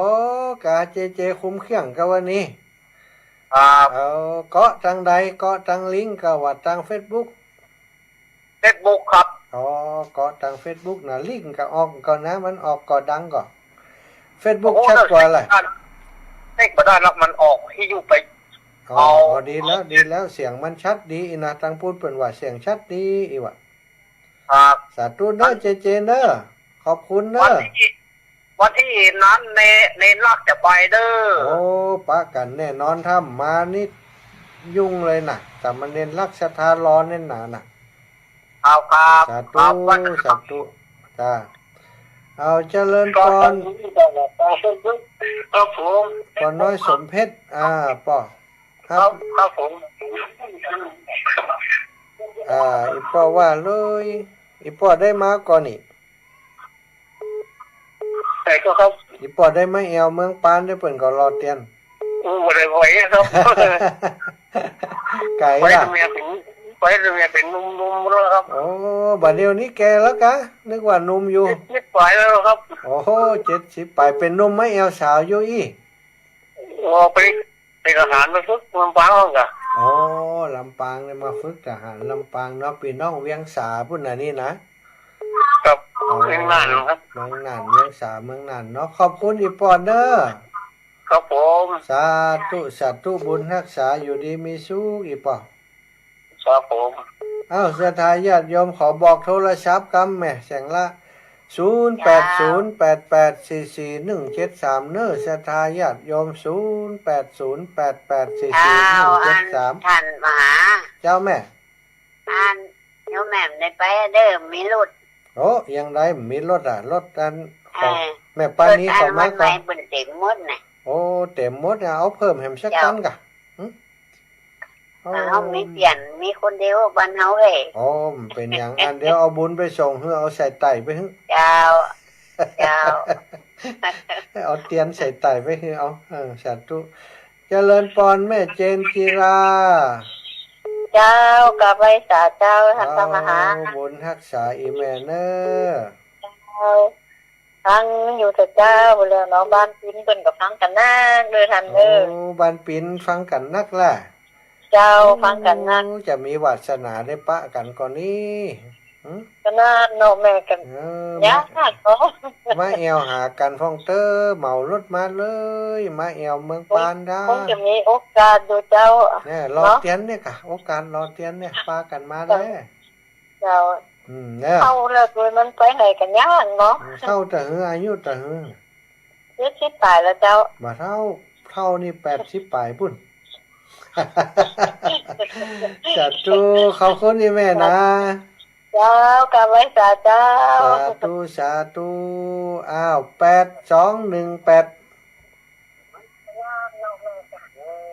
แม่8218แม่จ๋าแม่ปิดวิทยุก่อนอู้ตั้งโทรศัพท์นี้ เจ้า น่ะจ้ะสาธุแม่ว่าได้ นมัสการเจ้าพระอาจารย์ จากไหน ลำปางเจ้าแม่สิวันมาจากตู้ แม่สีวันเคยโทรมาก่อนนี่ เลยก้า โอ้เขายังไม่ได้จดไว้เขาไม่ได้นี่ไว้นี่บ้านกลางโต่งนี่อยู่ตัดใดนี่บ้านกลางโต่งนี่ มาต่างส่งมาตั้งที่โรงเรียน นี่ ไอโรงเรียนการเมกนะ อ๋อกาดเมฆนี่กะ เจ้า อ๋อกาดเมฆอีแม่กับแถวปานแล้วนี่กันเนาะ เจ้าอย่าไปแล้วนะ อ๋อแม่สีวันวันนั้นป้ากันแล้วกำยะกำใจ เอ็ม ป้าล่ะอ๋อวันนั้นเขาไปปั่นแล้วมีแม่อย่างหู้เปิ่นเดินมาจากตั้งนั้น โอ้มาจ่ายมาไปแล้วมีไขว่าตะพ้นนอนเลย อ๋อวันเขาไปบ้านปั่นแล้วไปหาแม่สุมาลีศรีชัยตันนะแม่คำป้อนะแม่ วันนี้แม่คำป้อของวันแหละ ใจไปแอลหั่นวันนั้นนะ แม่วันนี้สิจะตั้นนะ เจ้าแม่ เพิ่นมาขายอาหารสั่งนะ ใจ เจ้า เจ้าสาธุอีแม่ขอบคุณแม่หลายๆนะ เจ้า จ้าบุญรักษาเนอ สาธุเจ้าสาธุเจ้า เอาแล้วศรัทธาญาติโยมตอนนี้เวลาในชั่วโมงแรกนี้หมดก่อนเนอะก็เดียวป้าวินเอาเป็นชั่วโมงที่2นะป้อเนาะชั่วโมงแรกนี้ขอพักเบรกสักกำก่อนก็เดี๋ยวบางสถานีเปิดมีสปอตโฆษณาอีกป่ะเดี๋ยวป้าวินโทรมาชั่วโมงที่2เนอะชั่วโมงที่2เดี๋ยวค่อยว่ากันใหม่สำหรับชั่วโมงแรกนี้ขออนุญาตพักกำบางสถานีเปิดจะได้เข้าสปอตโฆษณาเนาะ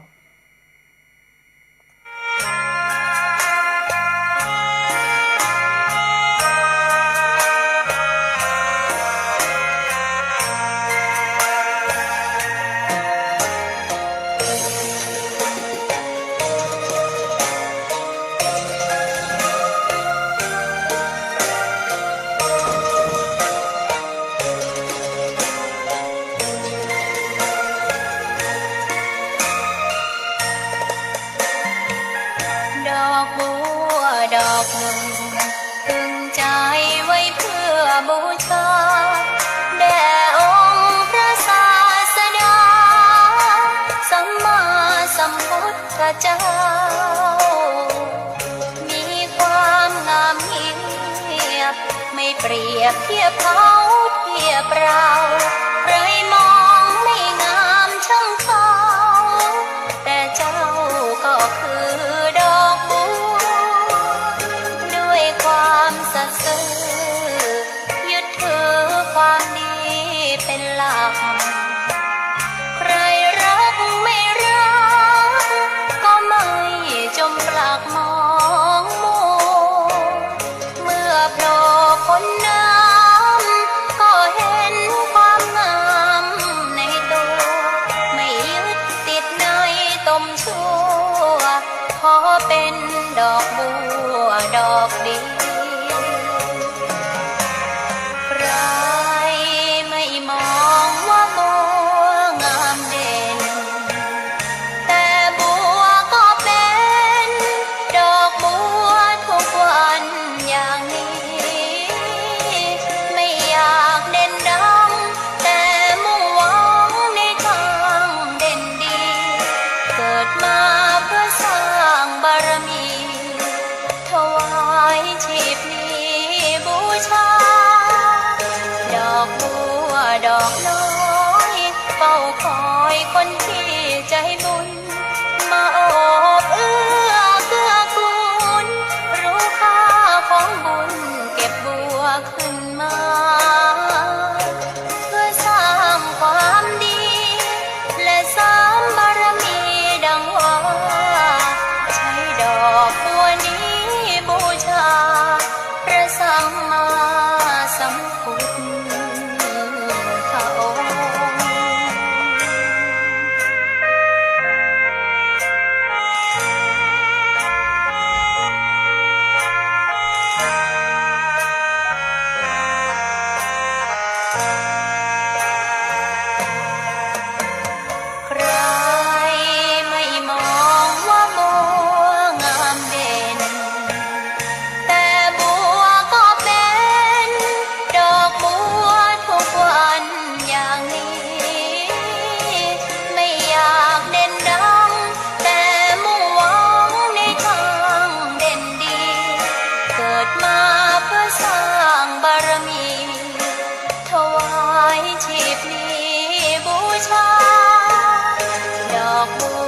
ดอกน้อ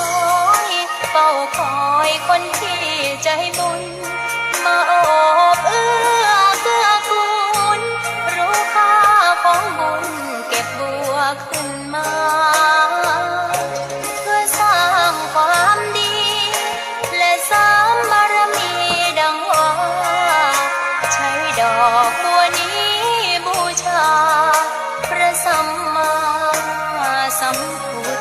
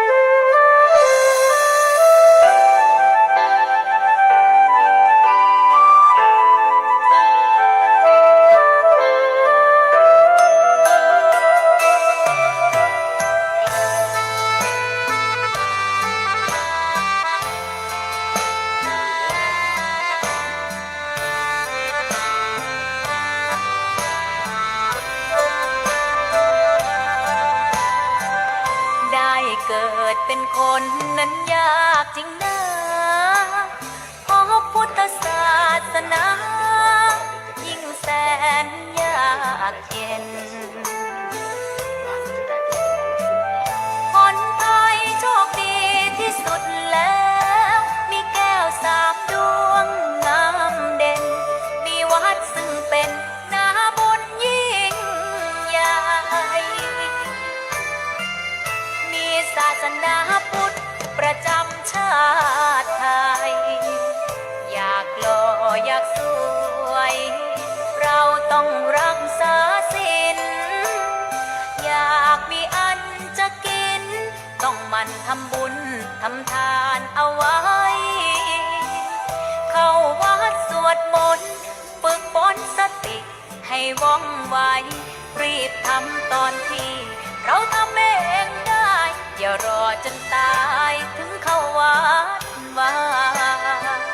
เข้าวัดยามเป็นจะได้เห็นแต่น้ำใจเข้าวัดยามตายจะได้เห็นแต่น้ำตาก่อนจะสายเกินขอเชิญมาใช้ชีวิตให้คุ้มค่าเจริญทานศีลภาวนาสั่งสมบารมีไว้ทำบุญตอนที่ยังมีชีวิตย่อมดีกว่ารอเขาอุทิศบุญให้อย่ามัวหลงเพลินเดินห่างวัดตัวอย่างชัดๆมีมากมายเข้าวัดตอนตายสายเกินแก้กรรม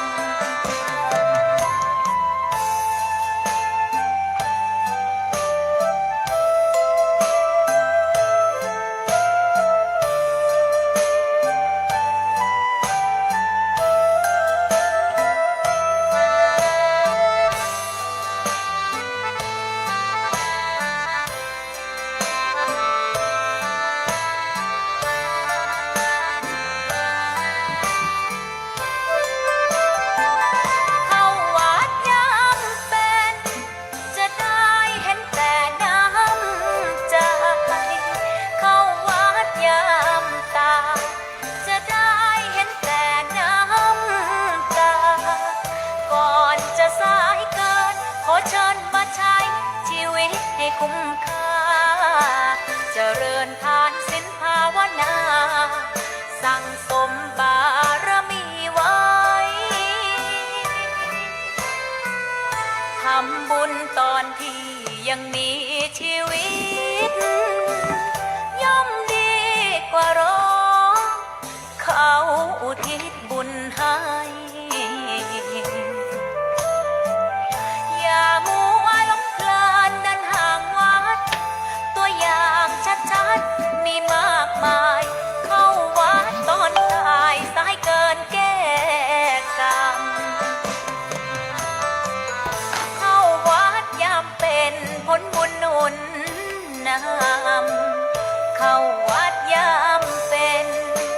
จะได้เห็นแต่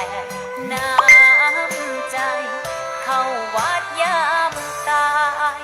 จะได้เห็นแต่น้ำตา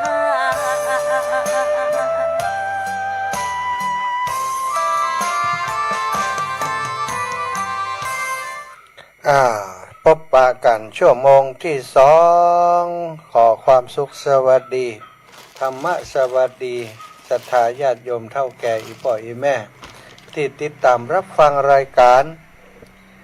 สารธรรมยามค่ำช่วงชั่วโมงที่21ถึง22นาฬิกาอยู่ในขณะนี้นะวันนี้กันไป1ชั่วโมงแรกนั้นก็แบ่งปันเวลาให้ศรัทธาเท่าแก่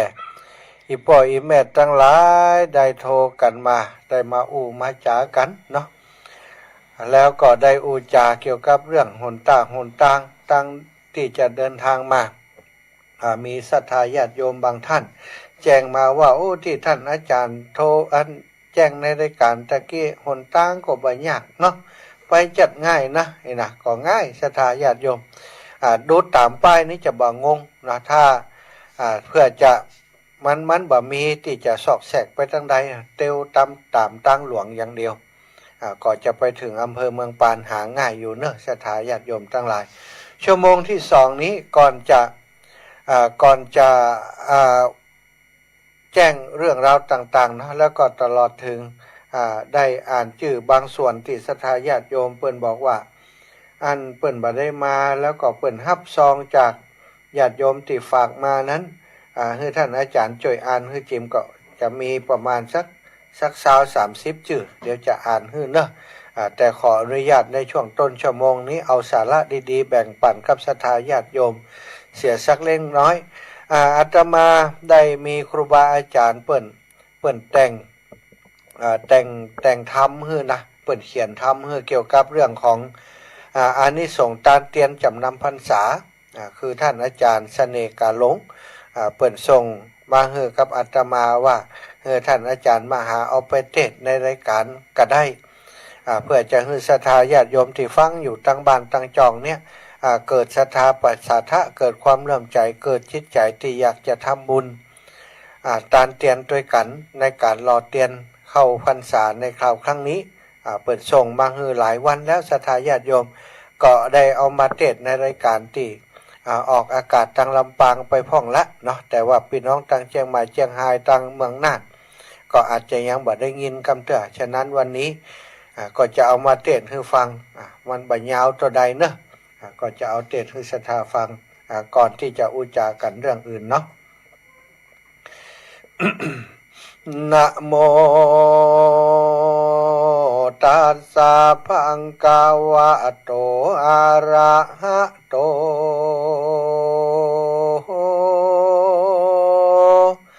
สัมมาสัมพุทธัสสะอิมังพันเตพุทธปูชายาวัสสะคะตังปฏิปังปฏิคันหาตุติสาทาโวโดราสะปุริสัตตั้งหลายศรัทธาตั้งหลายเจียงยิงใจพี่น้องทั่วแห่งห้องคาวาจุงตั้งโสตาฟังที่ดังเฮาจักจีจากไขอานิส่งหลายมากกว่างจักมาอ่างพันนาเรื่องเตียนวาสาแต่เก่าเอามาเล่าบอกปันดังหูหันควยห้องทุกตัวต้องจะเจ้าพุทธเมืองไทยชื่อว่าฮือแสงไฟน้ำส่องเป็นจารีตจองธรรมา เมื่อศาสนาล่วงพ้นได้สืบสนตามสายเฮือตานไฟแสงสว่างบุญมากกว้างเหลือหลายดังเมียในแต่เก่าเมื่อพระพุทธเจ้าตนทะลงนั้นแล เมื่อรอดถึงวสาอาทิกามาศเดือน18ถึงตา ถึงต่ำแห้มหนึ่งคำว่าใดพระติไว้ถ้าลงยานยัตติการว่าไว้ฮือภิกขุสังฆาจำวสาบ่ฮือไปมารอดห้องยุดเป็นจ้องจากเจียนครบ3 เดือนไตรมาสบ่ฮือประกาศกองธรรมต้องอยู่จำที่พักเอาเป็นลักว่าไว้ก่อนเหตุก่อนได้มีมาอันเจ้านาทั่วบาน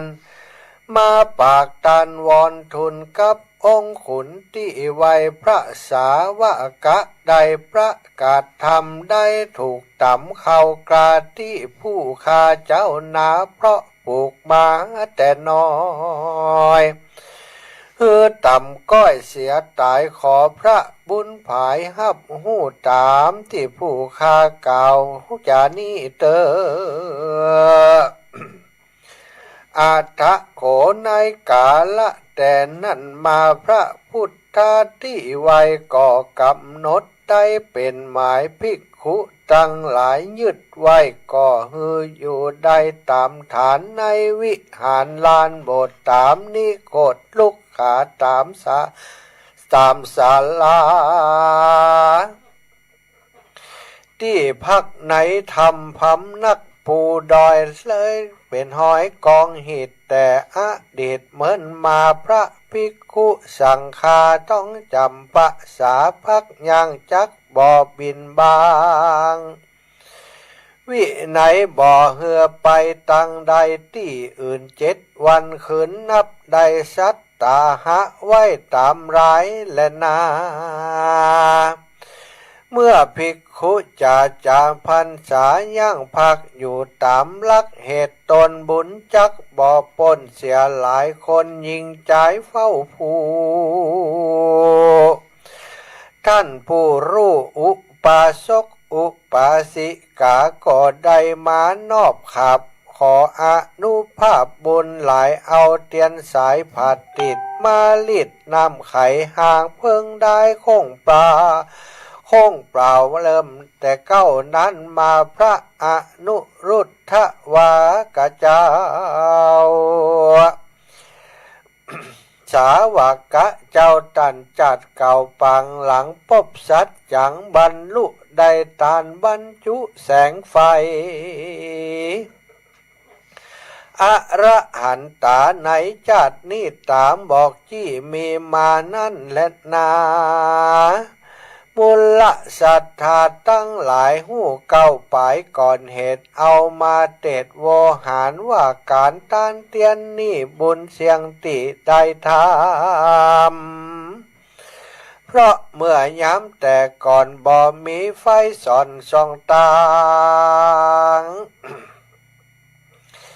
พระสงฆ์ตามผางเตียนใดและเป็นแค่ไตเหียนทำบทจดจำท่องสวดของนักบวชพระเน้นการจำเป็นแต่เล่าไว้พระไว้สาพระเจ้ายามแรงตามก้อยแย้งแจ้งส่องบุญบ่อจองนี่หายคนตั้งหลายตันไว้พระภิกษุสงฆ์ใดหู้หันอานิกสงปันรอดได้แบ่งเอาไว้2 ตังคือปูจาวางพุทธรัตนะดวงดีไว้สาปารมีปัญญาคุณปริสุทธิ์ปุณปานก่อนตั้งไว้ต่อสายตานาพระสัมมาที่ไว้ชื่อว่าได้ปูจาปัจจุบันมีมาหลายอย่างหลอดไฟสว่างแจ้งใสก็เปลี่ยนไปตามยุคบ่ได้ทุกเหมือนหลังจารีตยังคงไว้มาแต่นใดเหมือนกันความสำคัญบ่ขาดชื่อว่าฮือแสงวิทยาศาสตร์แจ้งใสส่องไปไกลมากกว่าบุญนั่นเหล่านานำเหมือนฮือแสงน้ำนั่นแหละนาขอศรัทธาจุผู้ใดตานได้ ได้ตานได้บุญสู่จิตใจตานเตียนไขหลอดตนบุตรจักบุญจักโยนฮือสุขบานเพราะว่าได้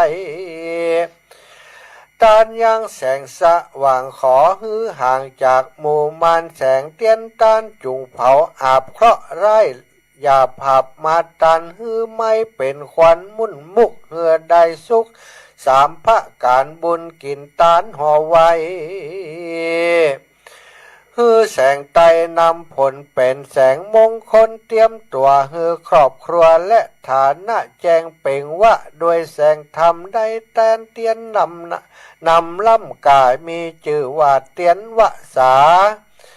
บุญก่อเกิดอัตตาพี่น้องฮือปบห้องนิพพานเกิดปัญญาญาณยิ่งโยดบุญจักโผดภายตึงยิ่งใจป้าปู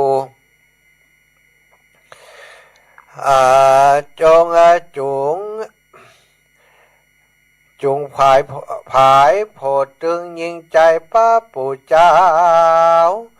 หมู่เอาอาผงใหญ่ตาแก่เท่าบุญจักจุงเฝ้าติดตามเป็นแสงธรรมล้ำเลิศป่าฮือเกิดสวัสดิ์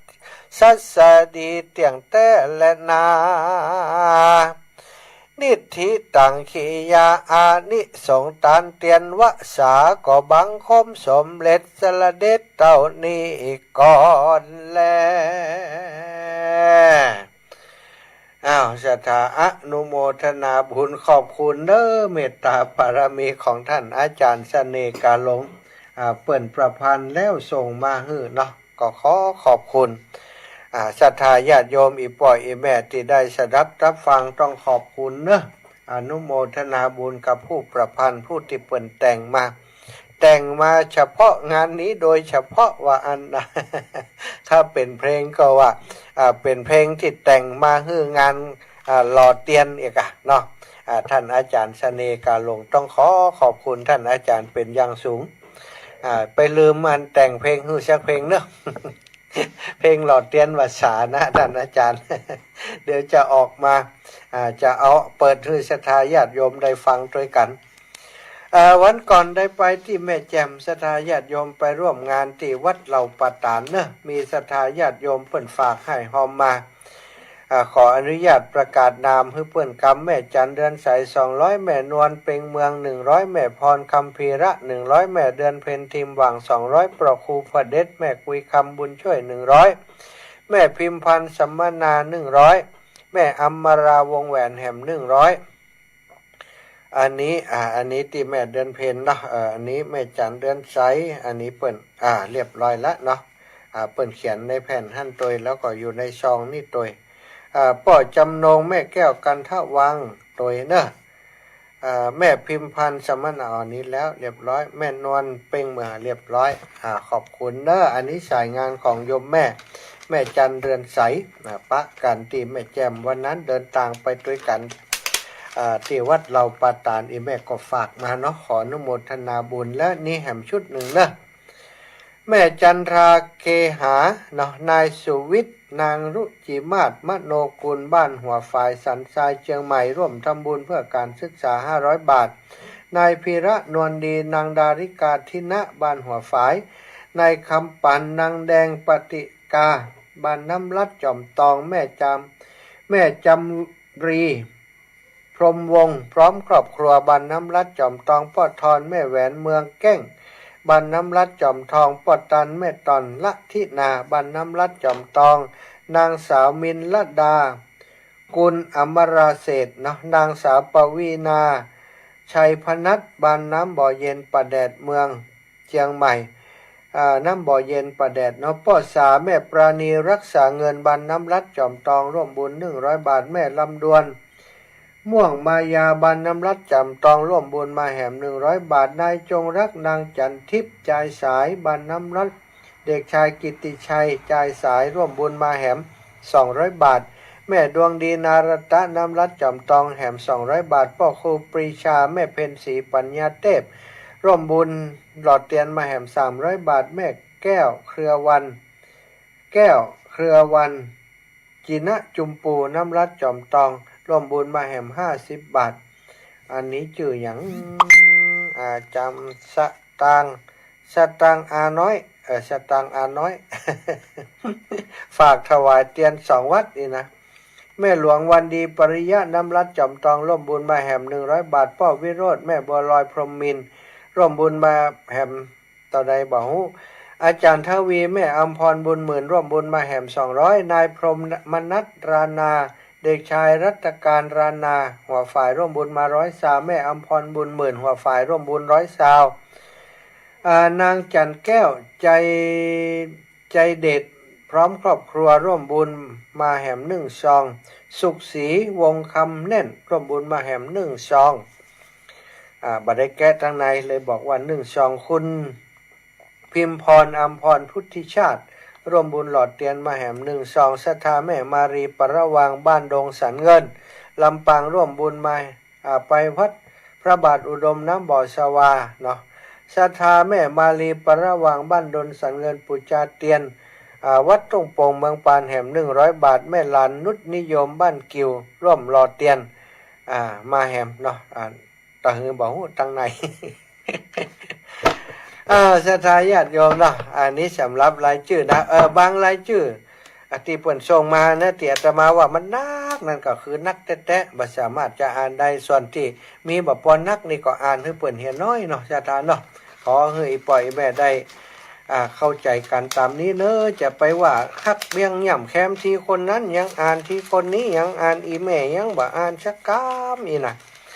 ถ้ากึดอย่างอ่านอีแม่จะบ่ได้บุญบ่กึดเนาะอ่านได้ที่อ่านได้ก็จะพยายามอ่านฮึที่เปิ่นส่งมาที่นักนั่นก็เข้าใจกันเอาว่ามันนักมันหลายแล้วไปท่านอาจารย์เปิ่นถ้าอ่านบัดทันนี่น่ะอินดูเปิ่นน้ออีกเนาะขอบคุณหลายหลาย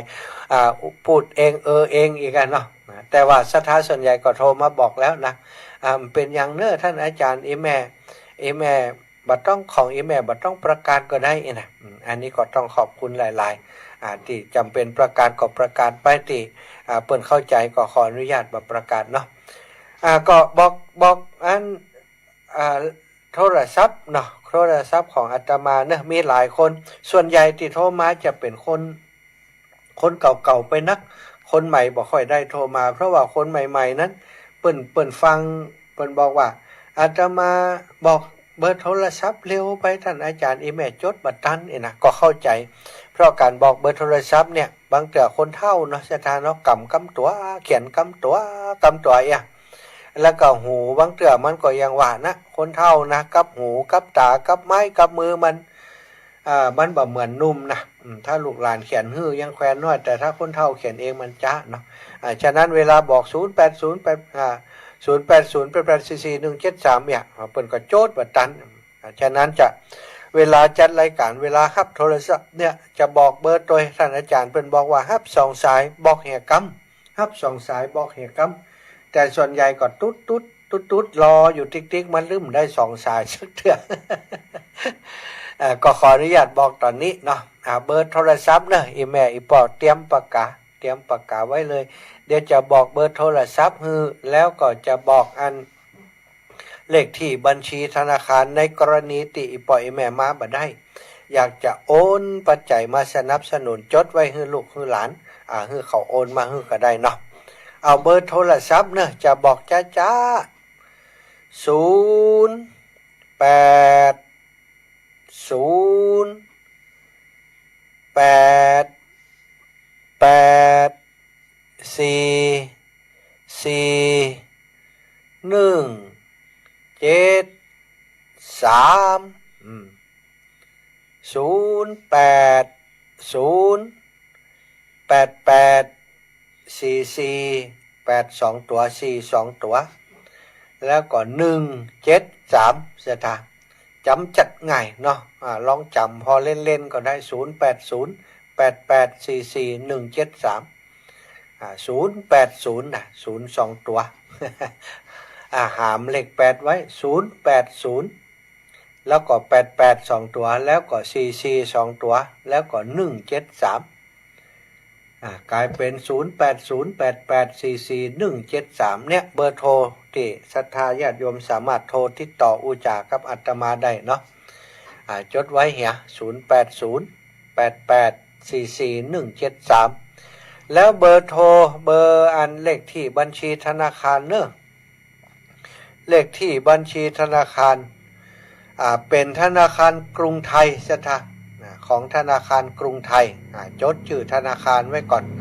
กรุงไทยชื่อบัญชีโครงการพัฒนาการศึกษาโรงเรียนขนาดเล็กอันนี้ก็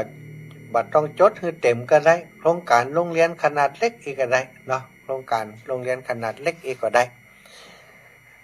มันสำคัญที่เลขที่จะบอกต่อจากเนี้ยถ้ากดเลขถูกมันจะบอกว่ายืนยันพอยืนยันปุ๊บมันก็จะขึ้นว่าโครงการพัฒนาการศึกษาโรงเรียนขนาดเล็กมันจะขึ้นมาเนาะฉะนั้นคำว่าโรงเรียนขนาดเล็กก็เพราะมันต้องเขียนเต็มก็ได้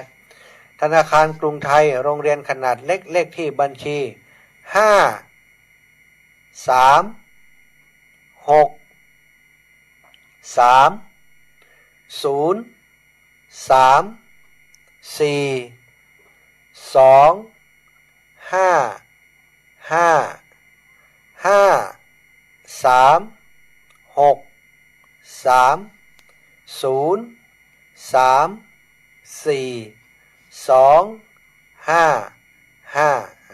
สถาจดไว้เนอะ536303425อันนี้คือเลขที่บัญชีธนาคารที่ศรัทธาสามารถโอนปัจจัยมาร่วมบุญได้ซึ่งก็มีศรัทธาญาติโยมเฒ่าแก่อีพ่ออีแม่ทั้งหลายที่เปิ้นกลัวบัดตันนะเปิ้นก็อีแม่ขอโอนไปก่อนเนอะท่านอาจารย์เดี๋ยววันที่ไปก็ว่ากันแฮมคำแต่อันนี้เปิ้นฝากมาอีแม่โอนไปก่อนเนอะคือลูกคือหลานทำหน้าที่โอนมาศรัทธาก็ต้องขอบคุณศรัทธาญาติโยมทั้งหลายที่เปิ้นโอนปัจจัยมาสมทบร่วมบุญแล้วหลายท่านหลายคนและศรัทธาญาติโยมเดี๋ยววันก่อนวันงานวันที่14กรกฎานั้นจะฮือตังเจ้าหน้าที่การเงินได้เอาบัญชีเลขที่ที่ว่าเนี้ยเนาะตั้งแต่เขาเริ่มประชาสัมพันธ์ไปจนฮอดถึงวันนี้มีศรัทธาญาติโยมเปิ้นให้หอมมากี่คนกี่ท่านกี่รายก็ส่งมาก็เอามาอัพเปิ้นว่าเอามาอัพนี่ค่ะเอามาอัปเดต เอามาอัปเดตหรือว่าเอามาที่ธนาคารมาเช็คที่ธนาคารว่าเงินเข้าตั้งแต่เริ่มต้นโครงการมาจนถึงวันที่14ต่อใดวันที่15นั้นก็คงเข้ามาแหมบันนักส่วนที่โอนแต่วันที่15นั้นจะเป็นศรัทธาที่เปิ้นมาให้หอมในงานได้เต่าใดในงานนั้นก็รวมกับที่เปิ้นโอนมาแล้วมีเต่าใด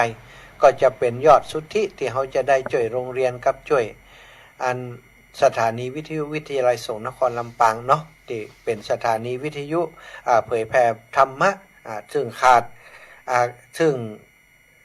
จะต้องมีการใช้จ่ายในการเป็นการน้ำกับไฟต่างๆของตั้งสถานีซึ่งขาดแคลนอยู่เสียท่าบ่มีกองทุนอันนี้กำเตือก็เลยจะได้ช่วยกันสร้างกองทุนนี้ขึ้นมาก็อาศัยเปิ่งปาปุญญาบารมีของครูบาอาจารย์คลื่นสีขาวและศรัทธาญาติโยมที่จะร่วมโดยช่วยกันเนาะบริจาคทรัพย์สินมาช่วยงานหล่อเตียนครั้งนี้ครูบาอาจารย์เพิ่นก็จะได้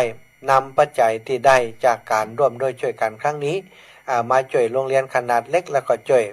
สถานีวิทยุตลอดถึงเอาไปเป็นค่าใช้จ่ายในการไปถวายเตียนตานเตียนตยนี่อีปออีแม่ทั้งหลายก็เท่ากับว่าปัจจัยที่ศรัทธาญาติโยมให้หอมมาทุกบาททุกสตางค์เนี่ยครูบาอาจารย์ก็จะเอามา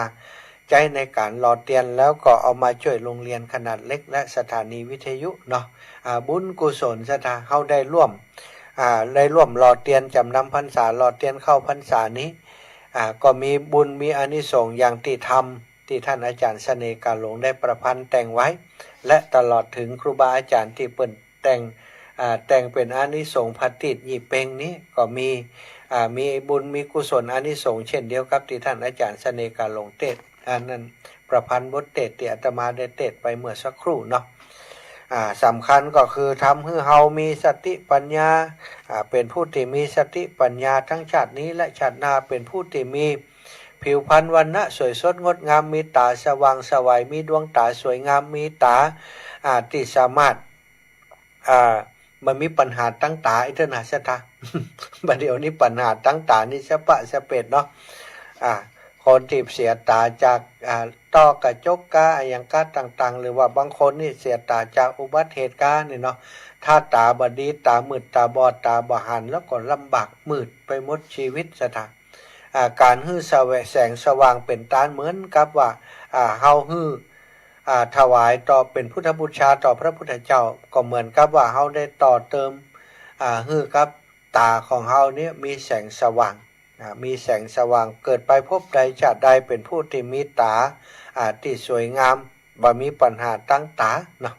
ที่เฮามีปัญหาตั้งตากันอยู่ถึงวันนี้ก็อาจจะเป็นแต่อดีตชาติเฮาบ่ได้บุญทางสร้างบุญกุศลในด้านนี้ก็อาจจะเป็นได้ซะท่าชาตินี้เฮามีโอกาสได้ร่วมรอเตียนได้ตานเตียนก็จะทำให้เฮาเป็นผู้ที่มีสายตาที่ดีมีดวงตาที่สดใสสวยงามเนาะทำให้มีเป็นผู้ที่มีปัญญาทั้งชาตินี้ชาติหน้าทำให้ชีวิตของเฮาสว่างรุ่งเรืองเหมือนดวงประทีปมีลาภสักการะลาภยศสรรเสริญเกิดกับเฮาและคนในครอบครัวสิ่งที่ร้ายที่จะเกิดขึ้นในชีวิตก็จะกลับกลายเป็นดีเหมือนกับเฮาได้ตานปูชาเตียนสะเดาะเคราะห์ต่อชะตานั่นเองแล้วเป็นผู้ที่เจริญไปโดยทรัพย์สินสลิงคารเป็นผู้ที่บ่อดบ่อยากไหนไปทุกภพทุกชาติและสำคัญจะได้มีดวงตาหันธรรมของพระสัมมาสัมพุทธเจ้าเนาะอันนี้ก็คืออานิสงส์ของการตานเตียนคนทั้งหลายจึงนิยมที่จะไปตานเตียนเวลาฤดูกาลตานเตียนเข้าพรรษาเปิ้นก็นิยมไปตามเตียนตามวัดวาอารามต่างๆสถานปล่อยแม่ก็เพราะต้องการประโยชน์ที่ได้กล่าวมาเนี้ยเนาะคือเกิดกับตนกับตัวของเปิ้นเส้นทางเนาะสถานญาติโยมถ้าพี่น้องเดินทางมาจากตังเจียงไฮ้เนาะตังเจียงไฮ้ตังเมืองฝางเนี่ยเปิ้นก็จะเดินทางตังพะเยาเมืองแป่ถ้าเมืองแป่อยู่ตังอำเภอ2เปิ้นก็จะเดินทางมาตังจังหวัดพะเยาเพราะบักไก่ใช่ไหมเข้าอำเภองาวเนาะอำเภองาวก็มาตังพะเยานี่ก็ได้นะใช่ไหมอำเภองาวนี่ก็วิ่งมาตังพะเยาพะเยาก็มีเส้นทางติดลัดเข้ามาอำเภอวังเหนือจากอำเภอวังเหนือก็มาตังที่จะเข้าอำเภอแจ้ห่มใช่ไหมจากอำเภอวังเหนือก่อนจะถึงอำเภอแจ้ห่มประมาณ15 กิโลจะมีป้ายบอกทางว่าไปอุทยานแห่งชาติแจ้ซ้อนไปอำเภอเมืองปานก็เลี้ยวขวาเข้ามาเลยตามป้ายที่เปิ้นบอกจะตรงเข้ามาสู่อำเภอเมืองปานใช่ไหมตรงเข้ามาสู่อำเภอเมืองปานผ่านหน้าอำเภอไปก็จะถึงวัดทุ่งโป่งสถานญาติโยมตรงไปหาอำเภอเมืองปานอย่างเดียวถ้าลูกตังพะเยามานะทุกพะเยาลูกเมืองแป่เมืองน่านตัดเข้ามาตังสายอำเภอ2นั่นก็ได้ใช่ไหมเข้ามาที่เมืองเข้ามา2ก็เข้ามางาวเนาะใช่ไหมเนาะงาวก็เข้าพะเยาก็เข้ามาตังวังเหนือเข้ามาแจ้ห่มเข้ามาตังอำเภอเมืองปานได้อีกสายหนึ่งถ้าพี่น้องมาจากตังเมืองแป่เมืองเงาถ้าจะตีเข้ามาตีตังตัวเมืองลำปางก็ได้ใช่ไหมมาเมือง2มาเมืองเงาก็ตีเข้ามาตังเมืองปานก็ได้มาตังลำปางก็ได้พอมาถึงลำปางนี่มาถึงลำปางมันก็จะมีป้ายบอกทางเมื่อมาถึงที่จังหวัดลำปางแล้วมาถึงที่มหาวิทยาลัยราชมงคลเนาะล้านนาที่ลำปางนี่จากมหาวิทยาลัยราชมงคลล้านนาลำปางจะมาถึงศูนย์มะเร็งจังหวัดลำปางเนี่ยสถานจะมีป้ายบอกว่าไปอำเภอแจ้ห่มมาสายนั้นก็ได้สถานถ้ามาตังเมืองแป่เมืองน่านนี่นะส่วนใหญ่อาตมาคิดว่ารถแต่ละคันเนี่ยคนขับรถเปิ่นมีโทรศัพท์สามารถสื่อสารกันได้สามารถปักหมุดไปได้ถ้าปักหมุดไปได้ก็พิมพ์ง่ายเลยก็ชื่อวัดทุ่งโป่งตำบลเมืองปานอำเภอเมืองปานจังหวัดลำปางมันก็จะขึ้นในแผนที่ของงานสถานที่อยู่ในมือถือนะมันจะบอกเส้นทางตลอดอีน้องงานอย่างก็อีน้องที่มันบอกทางดีๆนะสถานจำชื่อมันได้ซิลินะซิลิจะปามา เลี้ยวซ้ายเลี้ยวขวาเลี้ยวซ้ายเลี้ยวขวาถึงแล้ววัดทุ่งโป่งเองกันเนาะพี่น้องที่มาจากตังเมืองฝางตังเมืองฝางตังเจียงไฮ้ผ่าตังแม่สวยนี่นะแม่สวยแม่จันเจียงไฮ้อย่างนี้เนี่ยเมืองพานเนี่ยสามารถผ่านมาตังนี้ได้มาตังเวียงป่าเป้าเข้าวังเหนือก็เหมือนเดิมเข้ามาตังแจ้งห่มแล้วก็เลี้ยวเข้าเมืองปานนะไปที่อำเภอเมืองปานเพราะบ้านหมู่บ้านของอาตมาอยู่หลายอำเภอเมืองปานไปแค่กิโลเดียวซะนะมาถึงที่อำเภอฮันก็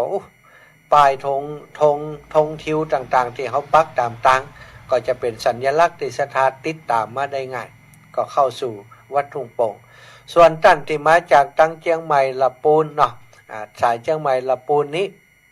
ก็อย่างที่อาตมาบอกไปเมื่อชั่วโมงแรกก็คือมาถึงมาตังซุปเปอร์นะสถานมาตังซุปเปอร์จนมาถึงตังที่แยกเข้าอำเภอห้างชัดก็เลี้ยวเข้ามาอำเภอห้างชัดเลี้ยวเข้ามาจากซุปเปอร์มาติดตัวอำเภอห้างชัดบริเวณที่เข้ามาสู่ตลาดห้างชัดปุ๊บมันก็จะไปถึงไฟแดงที่ตลาดอำเภอห้างชัดก็จะเลี้ยวขวาสถานจะมีตังบอกป้ายบอกว่าไปเมืองลำปางไปเมืองลำปางก่อนเลี้ยวเข้าไปเลยเลี้ยวตรงไปจนถึงก่อนจะถึงสนามกีฬาหนองกระทิงจะเป็นแยกเพิ่นเรียกว่าแยกน้ำทงนี่นะแยกบ้านน้ำทงก็จะมีป้ายอยู่เท่านั้นสถานญาติโยมก่อนจะถึงแยกจะมีป้ายบอกว่าไปอำเภอเมืองปานไปอำเภอเมืองปานไปอุทยานแห่งชาติแจ้ซ้อนก่อนเลี้ยวยาวตรงไปเลยจากตรงนั้นจากแยกน้ำทงไปที่อำเภอเมืองปานประมาณ50 กิโลไปถึงตัวอำเภอเมืองปานจากแยกนั้นไปถึงตัวอำเภอเมืองปาน50 กิโลสถานก็จะหันมีเซเว่นอันใหญ่ๆอยู่3 แยกนั้นก็จะมีป้ายบอกให้มา3 แยกนั้นจะมีป้ายที่บอกว่าไปอำเภอเมืองปานกับแหมป้ายหนึ่งถ้าเลี้ยวซ้ายไปอำเภอเมืองปานถ้าเลี้ยวขวาไปอำเภอเชียงห่มสถานก่อนเลี้ยวไปอำเภอเมืองปานนั้นนะตั้งแต่แยกนั้นก็จะหันอันธงทิวต่างๆธงธรรมจักรและธงชาติพร้อมกับป้ายที่จะบอกทางว่าไปวัดทุ่งโป่งตำบลเมืองปานเนี่ยสถานเนาะก่อนนี้ก็คิดว่าน่าจะหาง่ายอยู่สำหรับญาติโยมที่อาจจะเป็นคนเฒ่าคนแก่ที่เล่นโทรศัพท์บ่จังปักมุดบ่จังพอแผนที่บ่เป็นก็ต้องสอบถามมาก่อนเนอะสอบถามที่อาตมาแต่ขอว่าถ้าจะสอบถามเรื่องเส้นทางอธิบายให้กันเข้าใจนั้นจะถ้าถามในรายการนี้มันจะบัดตันนะสถาเดี๋ยวคนนั้นก็จะโทรย้นมาคนที่ก็จะโทรย้นมาคือโทรมาตอนที่อาตมาออกรายการไปแล้วนะออกรายการไปแล้วโทรหาวันพรุ่งก็ได้ตอนเจ้านะโทรมามาจากหลังที่อาตมาออกรายการไปแล้วก็โทรมาได้เนาะก็จะอธิบายให้ฟังว่ามาอย่างใดตอนนี้มีรถแต่ละที่ละแห่งแจ้งมามีคิดว่าสถานญาติโยมจะมากันนักกันหลายสถานอย่างตั้งเมืองฝางเนี่ยหลายลำแล้วเนาะบัดต่ำกว่า10แล้วในที่อำเภอฝางอำเภอเวียงป่าเป้าก็เช่นเดียวกันประมาณ10 ลำรถตู้อำเภอวังเหนือก็เช่นเดียวกันบัดต่ำกว่า 4-5 ลำรถตู้อำเภอวังเหนือนี่แล้วก็ตั้งเชียงใหม่เนาะเชียงใหม่นี่หลายพื้นที่ก็จะมากันนักอยู่ที่แม่แจ่มท่านอาจารย์บดินทร์ศิลสังวโรนะที่ไปร่วมงานที่อันพระอธิการบดินทร์ศิลสังวโร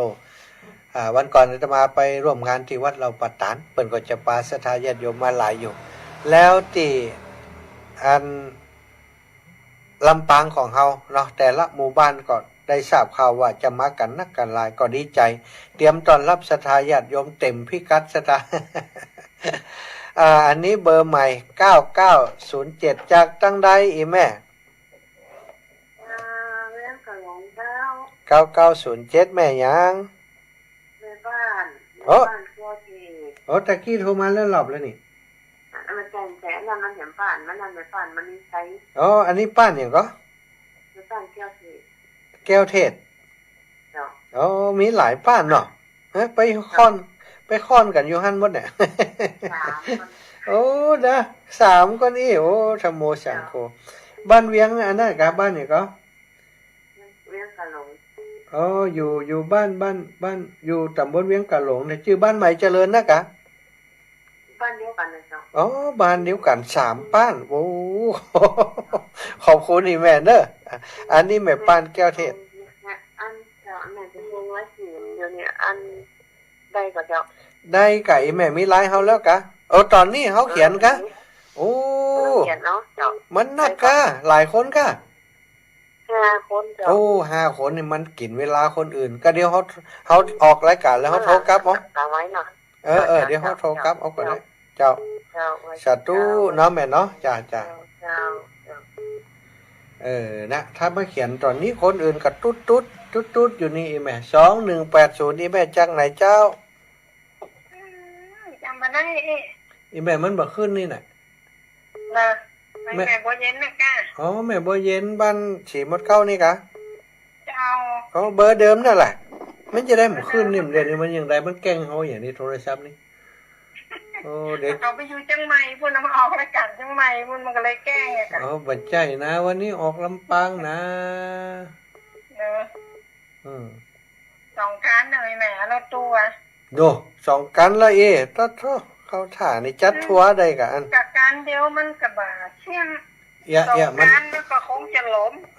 บัดล้มเฮาต้าเลยบัดล้มแน่นอนเพราะว่าใกล้ๆจะมีคนแจ้งมาให้มา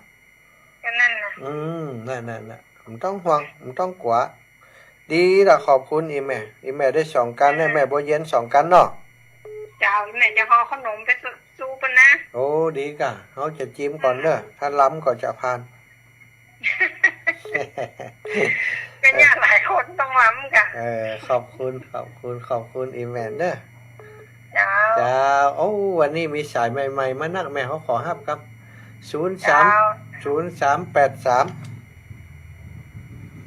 0383 ฮับแล้วเนอะแม่ ไม่น่ะไม่ลืมบอกว่าร่วมบุญไปหลายคนเนี่ยเด้อ แม่อุ้ยอินนะ เจ้า อ๋อเจ้า ไม่ลืมบอกไปหลายคนเนี่ยก็ร่วมทำบุญเนี่ยเจ้า โอ้เจ้าดีกะนี่นะเจ้า เจ้าอีแม่ขอบคุณแม่เนอะจ้า9791จากที่ไหนตั้งใดกันจ้า ไว้สาเจ้ามีเสลียวเยี่ยมเป้าไว้นะ โอ้แม่เฉลียวนี่ให้เขาก็เคยจดแล้วมันยังได้บ่ขึ้นนี่เนี่ยแม่เฉลียวเรื่องว่าปอเจ้าแม่ ทำจัดหมวนเนอะ ทำของอาจารย์เสน่ห์การลงยาแม่ หมวนดีเลย คนเต้นป้อหมอนตัวไหน หมวนจัดก็เสร็จหมวนเนาะหมวนบัจใจมืออาชีพยังเปิ่นฟ้อฟังใดกับเปาะเนาะอย่าง โอ้ดีกับด่านดีหมวนดี แม่เฉลียว วันเลิศเดือดตบได้โทรหานะ เจ้าขอบคุณแม่นะ เจ้า สาธุเจ้าอันเปลี่ยนหอมไปตั้งตุลุงคุณเนอะ เจ้าแม่สาธุเจ้าหอมไปเก้าแผ่นเจ้าเดี๋ยวตุลุงจัดการให้เรียบร้อยหมดอะหลวงปู่เจ้าสาธุแม่ เจ้า สาธุโอ้ตะกี้สายลุดไปอันนี้สาย60986098จากไหนตั้งใดเจริญปอนแม่6098ฮัลโหลกราบนมัสการพระอาจารย์เจ้าไอ้แม่ไหนแม่พันทองคำบ้านมุนเจ้าบ้านมุนที่วังเหนือนี่นะเจ้าบ้านมุนนี่เพิ่งร้ายแหลกนี่โทรมานี่พังตลอดเหรอพระอาจารย์แล้วก็บักไปเจ็ดโอไปบ้านมุนนี่เขาไปแอวแล้วเนี่ยบ้านมุนเนี่ยถ้ำเนี่ยแม่ไปแอวถ้ำทันแล้วนะจ้ะพระอาจารย์เคยมาแล้วกันเจ้าอีแม่เคยไปแล้วไปแอวถ้ำเตียนเปิ่นแปลงงั้นอย่างนะเปิ่นแปลงรอพระรออย่างนะวัดทำผางามเหรอเจ้าพระบ้านมุนที่ครูบาปิงไปย่ำก่อนเนี่ยนะเจ้ามั่งเก่าเคยไปแอวแล้วอีแม่อยู่บ้านนั่นน่ะเนาะเจ้าอยู่ในหมู่บ้านเนี่ยเจ้าดีแล้วมากันดิจะมาด้วยเปิ่นกันดิว่าวันที่11จะไปส่งแม่เพ้นไปหาหมอลำปางแล้วก็จะเข้าไปแวะจะแวะหาเอากะจะไปวัดถุงโป่งจนหลานจนลูก ลูกเบาของไม่เพ้นไปเจ้า โอ้ดีละเขาจะรออยู่ติดตรงปงเนอะ เจ้าการนมัสการพระอาจารย์เจ้า สาธุบุญรักษาแม่เนอะ เจ้าสาธุ เจ้าโอ้ได้เบอร์ใหม่ๆนักล้อนี่7176จากที่ไหนอีแม่เจริญพรโยมแม่ฮับแล้วอีแม่ปิดไม่สาเจ้า แม่หยัง เจ้ายังบ่เป้าเจ้า แม่หยังจ้า แม่ตูนน้องสา จุนกะ เจ้า แม่จุนวงศาเนาะ เจ้าว งศาจอนะ เจ้า จอสระอุเนาะไม่เอกจุนอีล่ะ แม่ตูนตุนอ๋อตอสตุนนี่ตุน ก็เคยไปอยู่ ฮะ ไปชิมไปเจอพันหนึ่งค่ะเจ้า อ๋อที่มีแม่จิรพันธ์กะแม่มัดตัวอยู่เนาะ เจ้ามาเจ้า โอ้ดีเฮาปะกันเนาะ เจ้า เจ้าขอบคุณโยมแม่ตุนนักเน้อ เจ้าสาธุแม่อ้าว5094อีแม่จากไหน ไม่สาครับ โอ้ปนนั้นประเสริฐ ครับ โอ้แอดวันนี้โทรศัพท์มันบ่ขึ้นชื่อคนนี่พอ ครับนี่พอใครว่าถามพอจะโอนเงินไปนะเด็กตีปวดจดเดี๋ยวปวดอันจะทวนครั้งเลย ป่อ ปวดสูบเงินไปปวดสูบกันนี่ จ้าป่อว่าเลย ที่ว่า053 630 3245มันก็ครับ โอ้มใจปอดจดไหม จะไปครับว่า 5ปอดเอาทีละตัว5 3 3 6 6 3 3 0 0 3 3 4 4 2 2 5 5 5ตะกี้มันมีอย่างเพิ่มขึ้นมาน้องปล่อยปล่อยได้ไปปล่อยโอนเงินไปเอาอีกนี่ โอ้ได้อีป่อจ้าขอบคุณอีป่อหลายๆนะครับจ้าสาธุปอนันประเสริฐนาน้อยปุ่นนะอยู่ไกลอยู่เมืองน่านปุ่นนะศรัทธาญาติโยมอีป่อนี่นะปอนันประเสริฐเมืองน่านปุ่น2061อ้าวมาเลย2061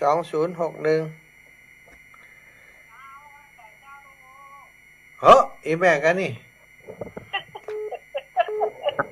น่าเขาไม่ได้เล็กแค่เดียวจ้ะว่าจำที่ไงว่าอะไรมันใจอีแม่มันบอกขึ้นเฮานี่มันอย่างไรมันเข้าใจทำแย่มันนี่บอกฮู้มีชื่อไผสักคนไอ้แม่ได้80ลาย80ชุดเนาะแล้ว80ชุดเป็นจะเขียนหมดล่ะได้ตังค์อีก1,700กับ50โอ้ดีละถ้าอันเจ้าอย่าเข้ามาแวะทางเพจว่ะ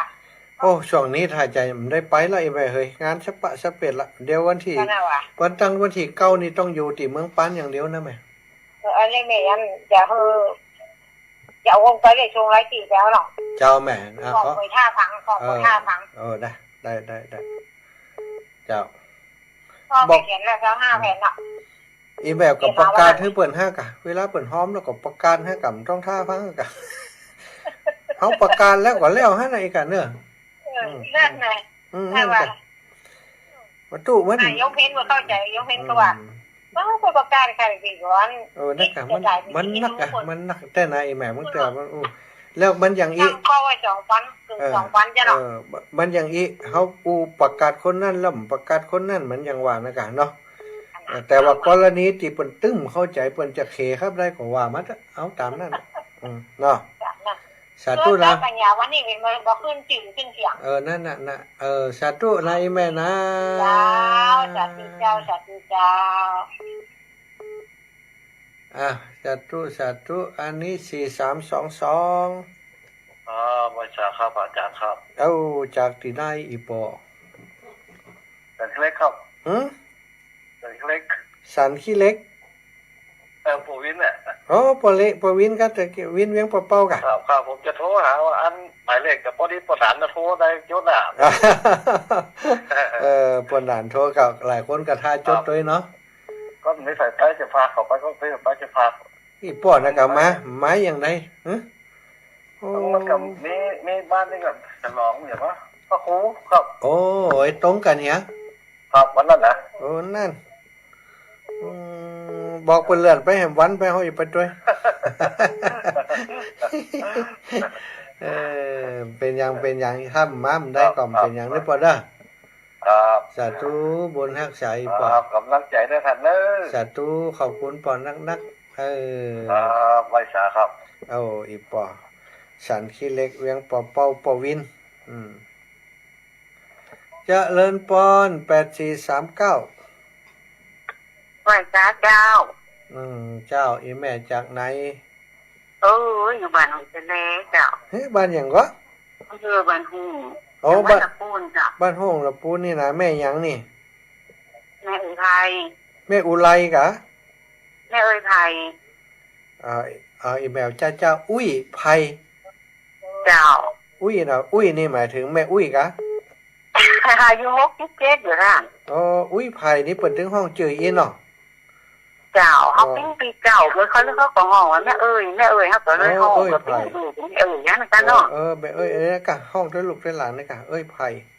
เจ้าห้องก็เก๋แล้วเนี่ยห้อง67ปีแล้วท่าน โอ้พอจะ70แล้วเหรอ เจ้า อืม งั้นก็ไปหล่อเต้นไปที่ใส่มือก็เปินไปเนอะ ไปกะมากะมือกะมากะ มันอยู่แหว่งไกลรอบนอกก็เปินเป็นไงเมื่อนี่ โอ้เฮากะไข่หันหน้าอย่างอีแต่น่ะแต่ป้าอูกับลุงยองได้ โอ้ยอันรถไปคิดไปเจ้ากันได้โอ้ยเป็นนิสัยหัน โอ้คนมาเบิดอะ3-4 พันคนว่าแม่ม่วนจะตาย จ้า ถ้ามีโอกาสก็มาเนอะ เจ้าดูไหวอาการเลยหาตอนป้อนเจ้าจันอาหารเศษอันทำนะก่อน ฮะ เราพูดกันเนาะ เจ้าแม่ ฟังมาไว้ไม่ได้หน่อยค่ะ เจ้า เจ้ากล่าวไว้จ้าในอันเนอะ สาธุเจ้าแม่สาธุ เจ้าเจ้า เอาหลายเนอะศรัทธาญาติโยมที่เพิ่นโทรมาบ่ได้รับสายเพิ่นน่ะหลายท่านหลายคนด้วยกัน12สายที่บ่ได้รับอันนี้มาแล้วแม่ล่าอ่อนของเปาเจริญปอนแม่ล่าอ่อนของเปา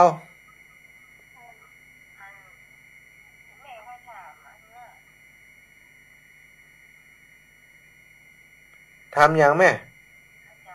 เจ้าทำ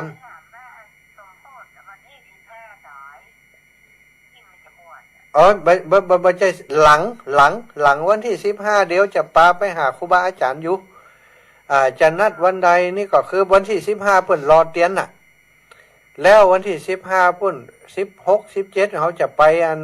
ปจอมตองกะเขาจะไปหาแล้วปาสมโพธิไปหาครูบาอาจารย์แล้วเขาก็ไปด้วยกันนะกะเขาจะไปหาวันด้วยกันนะกะเอาวันใดบวชวันใดน่ะอีแม่อยู่ที่บุญเขาช่วยกันให้กำลังใจเขา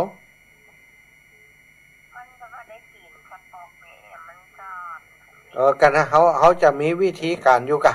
จะเสาะอย่างให้กินอยู่กะขอให้เขาตั้งใจต้องช่วยกันต้องมีความพยายามเจ้าต้องมีความพยายามด้วยกันกับเขาแม่เจ้าขอบคุณแม่เนอะเจ้าสาธุ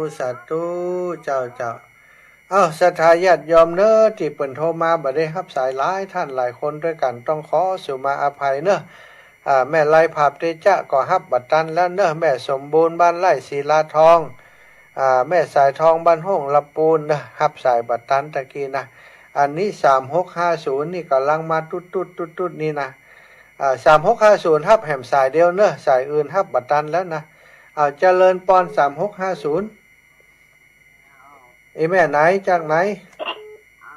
แม่อยู่อันสันทรายเจ้าแม่สันทรายแม่ชื่อหยังแม่ชื่ออันแม่สุพิษเจ้าสุชิตเจ้าแม่สุพิษเจ้าสุพิษเนาะเจ้าอยู่สันทรายแม่ย่อยเจ้าแม่ย้อยสันทรายกะ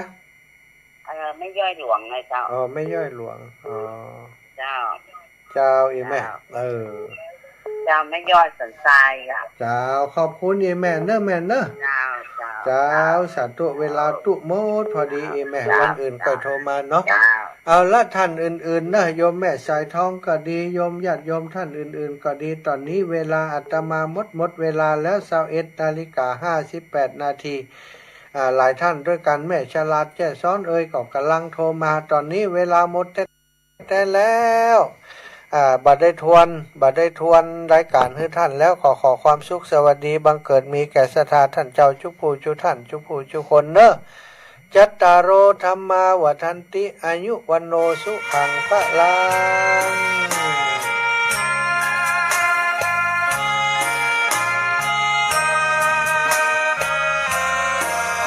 เวลาหมดเสียแล้วอีแม่เอ้ย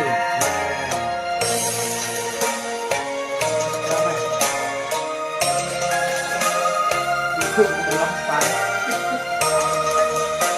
เราอยู่ลำปางแล้วอยู่วัดสุนทรภา